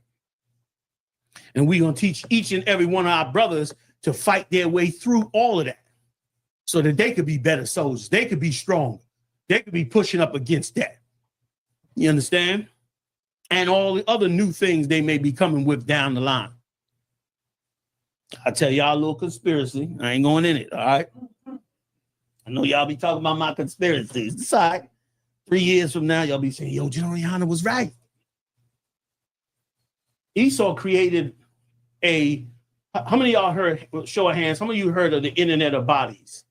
Anybody? One brother? Most of you have not heard of it. Well, you're going to start to hear about that term soon, the Internet of Bodies. What Esau is trying to do now, he's such a diabolical beast. He's trying to create a way for him to use the internet to electronically go into your brain. Same, like to get your brain to respond to certain things right over the internet. That's his goal. So where you open up an app or something like that and they do something to make your brain receive that same dopamine hit without nothing being connected to it. I ain't gonna say nothing else about it. All right. I'll wait a year, and when it come out, you know I was right. All right. So let me go on. Jealousy, stuff like that. Okay. Common when one person feels excluded or replaced by a screen. It creates, here it is, y'all. It creates erectile dysfunction at young ages. Y'all not getting mine. Forget that. It's too valuable. As a result, a common practice with young men is to go to the gas stations to buy what's called honey packs. Y'all know about honey pack? I didn't know about it until I found out today. I was like, what the hell is a honey pack? For those of you that may not know, honey packs are being sold right now, right out the gas station. When did the gas station ever have to sell erectile dysfunction medicine for you to use? That was something you got a prescription for because it was a rare illness. You might have went there to get a condom or something, but now it's being sold in the gas station like it's nothing. You go in the gas station, get some gas, and buy a honey pack. So that when you do get with a woman, you be able to take that medicine and hopefully perform. We being robbed, man. We being lowered down to a low standard. We being emasculated. Our masculinity being put on the table. It's a damn joke.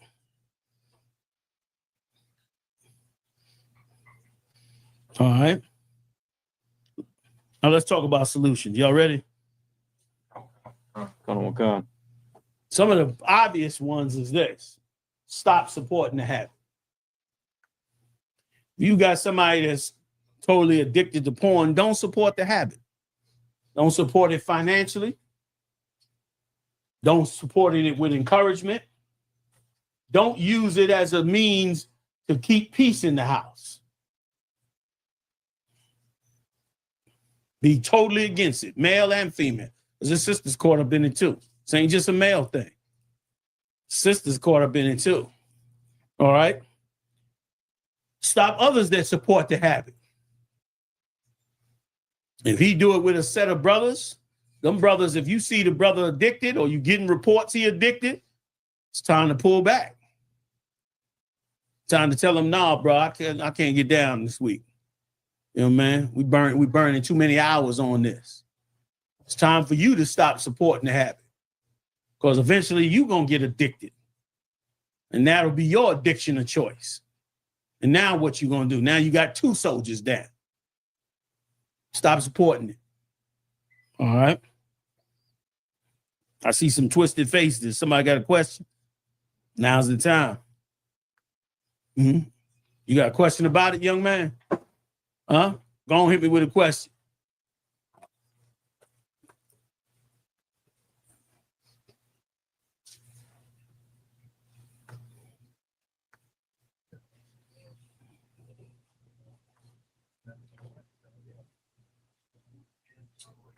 I was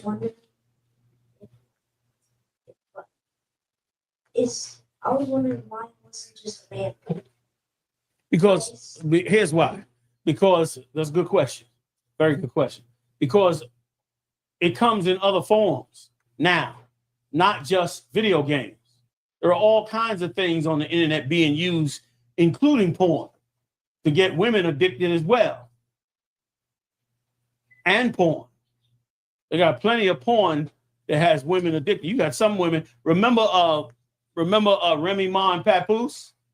When they were arguing and fighting back and forth, they came out and said that she had a major porn addiction. She was disrespecting him, sleeping around on him, all of that. And meanwhile, when she go back to the house, she go in the bedroom, shut the door, and she on there watching porn for hours on end. So there's women that have it as well. This ain't just a man thing. You know what I mean? It's an addiction thing. It's an addiction that's targeting us. That's the goal. Like the cat said, even with the Grand Theft Auto, whatever it was he was taking, Fortnite, I don't really know much about these games. But whatever the game is, they make the game specifically for you to addict you. They make it for you to win. They make it for you to go through a difficulty and then win. Especially, and the reason is more men than women, because men are very wired to go fight and win. Like that's what you got testosterone for, to get in a fight and win. That's why you like sports. That's why you always on top of the game. You know what I mean? That's why men in the gym is comparing you. You wired that way. It's your natural wiring to battle against, somebody and become the win. That's what being a real man is. You know what I mean? Like you are battling for the right to be over your woman, whether you know it or not. Like that masculinity that you flexing in front of her is you trying to show her that you are worthy to be over her. And it's also built in her to love that masculinity.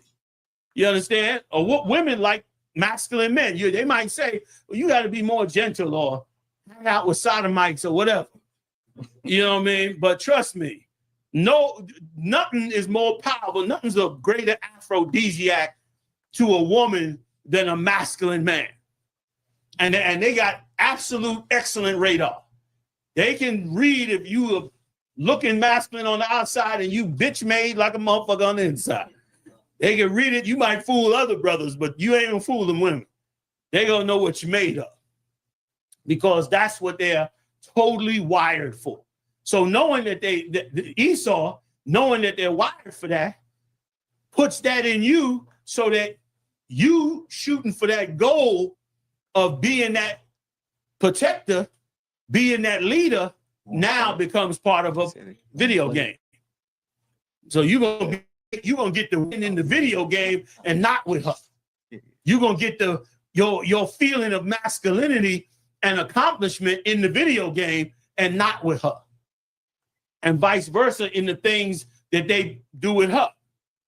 They put different algorithms in different things, including porno, to make her addicted. They started it in those female strip clubs. I forget what they call those. Them old Chippendale things where the women come all in and they got the male dancers and they get out there and they're naked. Y'all heard of that before, right? I don't know if they still do that these days. Well, they made that for women to give them the opposite of what they're giving you. And eventually they'll come up with something like that on the internet. I probably shouldn't even have said it. You know, man, they'll figure some nonsense out like that. So that's why it's not that way. I'm done with that one, all right? Let me get on down the list. I ain't got but a couple more, y'all. This is mainly for the sisters. This is very, very important. You can encourage this addiction in brothers if you use the wrong language. And this is difficult, especially when you can't get him to stop. But if you want to get a man to stop his addiction to pornography, you absolutely must not go negative. I know it's tough, but you have to use supportive language like you would with anybody who has a drug problem.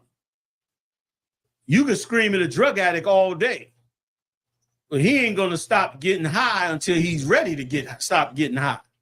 Well, the same happens with a man when it comes to a porn addiction. If you in there, nigga, you will never spend no time. You ain't shit. It's a regular man going to want to knock your damn teeth out. A brother that's addicted is never going to hear you. You're just going to make him go further into his addiction. He gonna want to be in the man cave and not hear your voice. He gonna try to find his homie that's got the same addiction and go to his house. Because he ain't got no woman over there. So he gonna go over there and play over there and forget about playing, and you'll never get to him. So when dealing with a man in that situation, sisters, use supportive language. Give me that scripture. Somebody give me that scripture about the chaste conversation of the wives. Anybody? Nobody knows it? First one, get it, call it.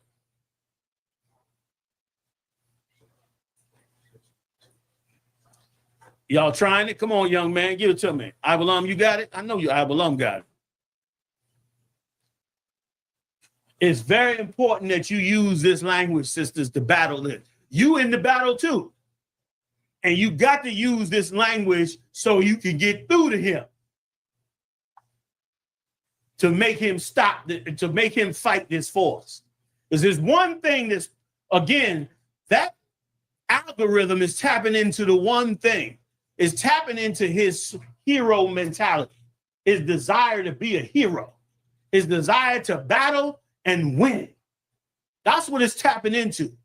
So guess what? You got to tap into that also to get him to not take that win, but take the win that's in the real world, which is you.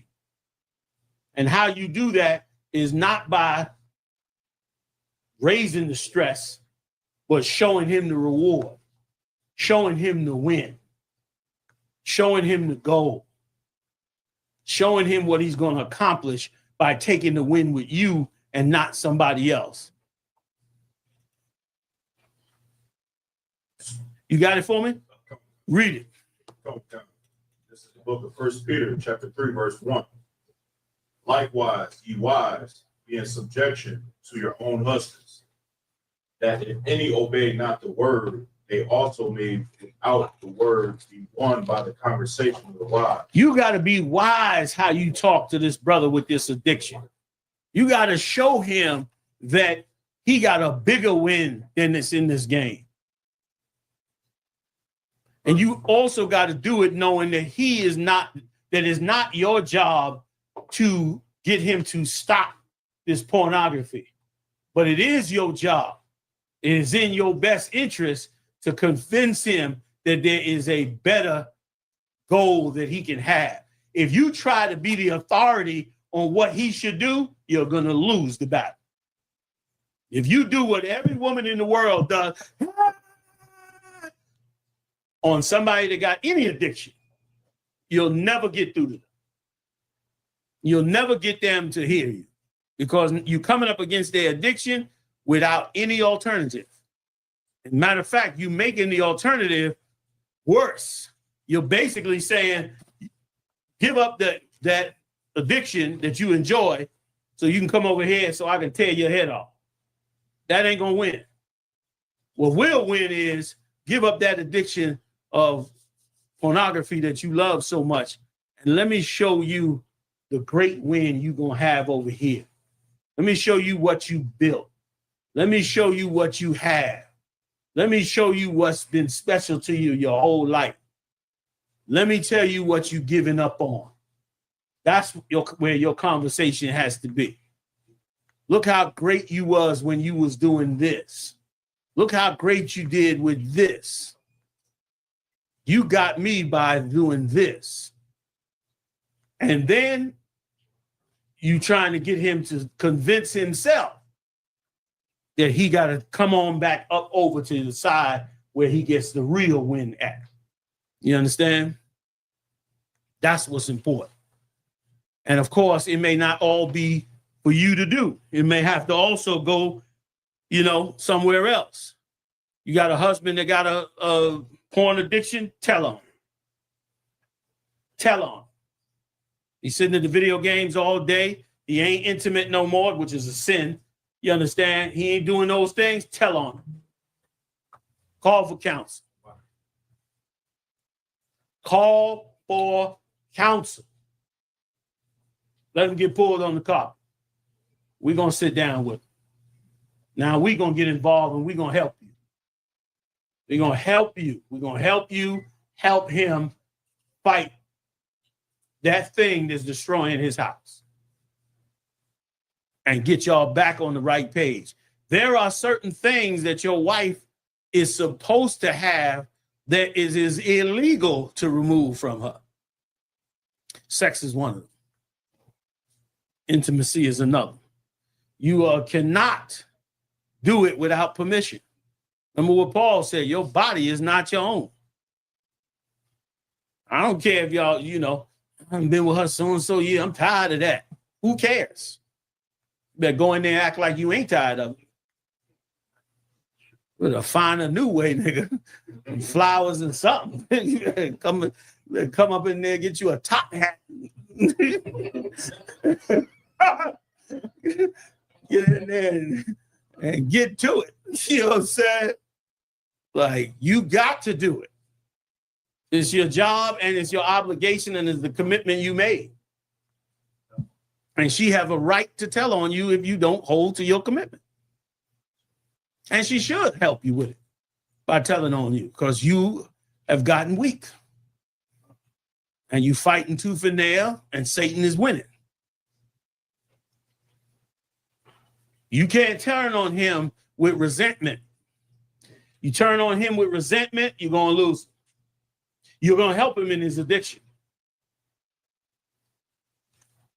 That's why the scripture said, let not the sun go down on your wrath. That's important. You don't want to be building bitterness in a relationship. You got to let shit go sometime. Get a solution and stick to it.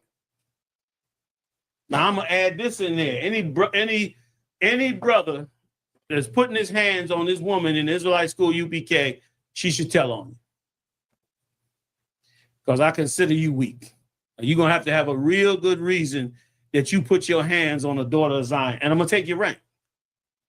Tell you right now. I'm going to fuck up your whole career.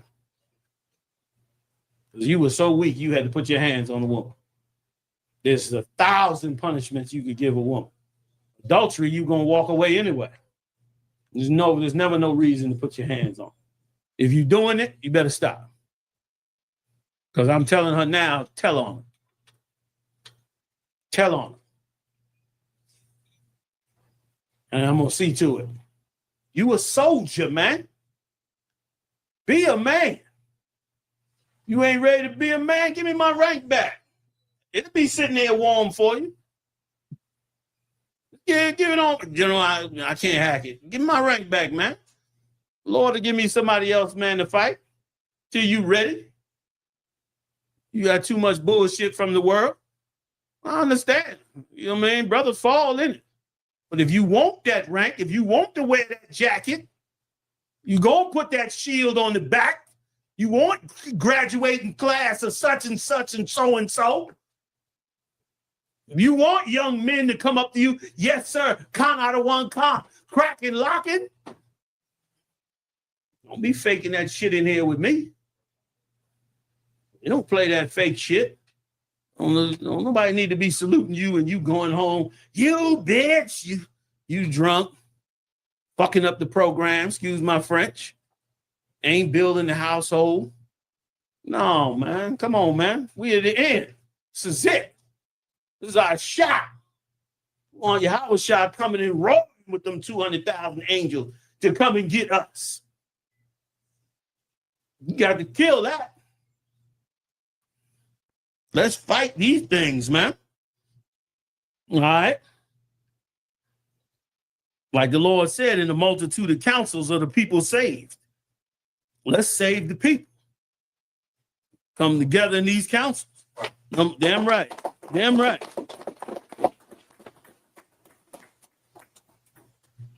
Sisters, feed them. The world changes, man, when you feed brothers. Trust me. A cat get up from 2 McDonald's burgers versus a home-cooked meal, that's 2 different niggas. Y'all know what I'm talking about. You done got drunk and had them burgers, woke up the next morning still drunk. There was as much poison in the burgers as there was in the liquor. Feed him, because the right food in his body is going to also help him to have all the chemicals right that he needs to fight. If the chemicals is all wrong, so many stuff out here trying to feminize men, so much garbage food. You got to eat what you got to eat. I'm not telling you don't eat at McDonald's. I eat McDonald's too. You got to eat what you got to eat, but we should be moving in that better direction if we can. You know what I mean? To help ourselves to not be so vulnerable to so many of the things that's helping destroy us. We want to make sure we can get that on the right-hand side. Hey, I want to thank y'all for coming out, man, hanging with me, man. You know what I'm saying? I really appreciate it. I'm sorry I took so long to get it all out, but I wanted to give y'all the best shot at what I was saying to help add that to us, man. Let's get off of all these games and pornography, man. Not get off the games. I don't want to tell you get off the games, but just put the games in perspective and let's get control of those games if they out of control. You understand? Let's get control of them. Let's not, have them owning us and controlling us and get out the porn altogether. We destroying the whole black community. You ain't having no relationships, ain't having no sex. Got to go get stuff for erectile dysfunction. We got to just get that up. That was nice. Thank you, Mr. White Man, but we gonna pass on that shit. Give all that up. Let's get back to being who we are and bringing them relationships together and working on that. So much more comes out of it, you know what I mean, than everything else. The water so much again, y'all. I appreciate it. Y'all have a good one, right?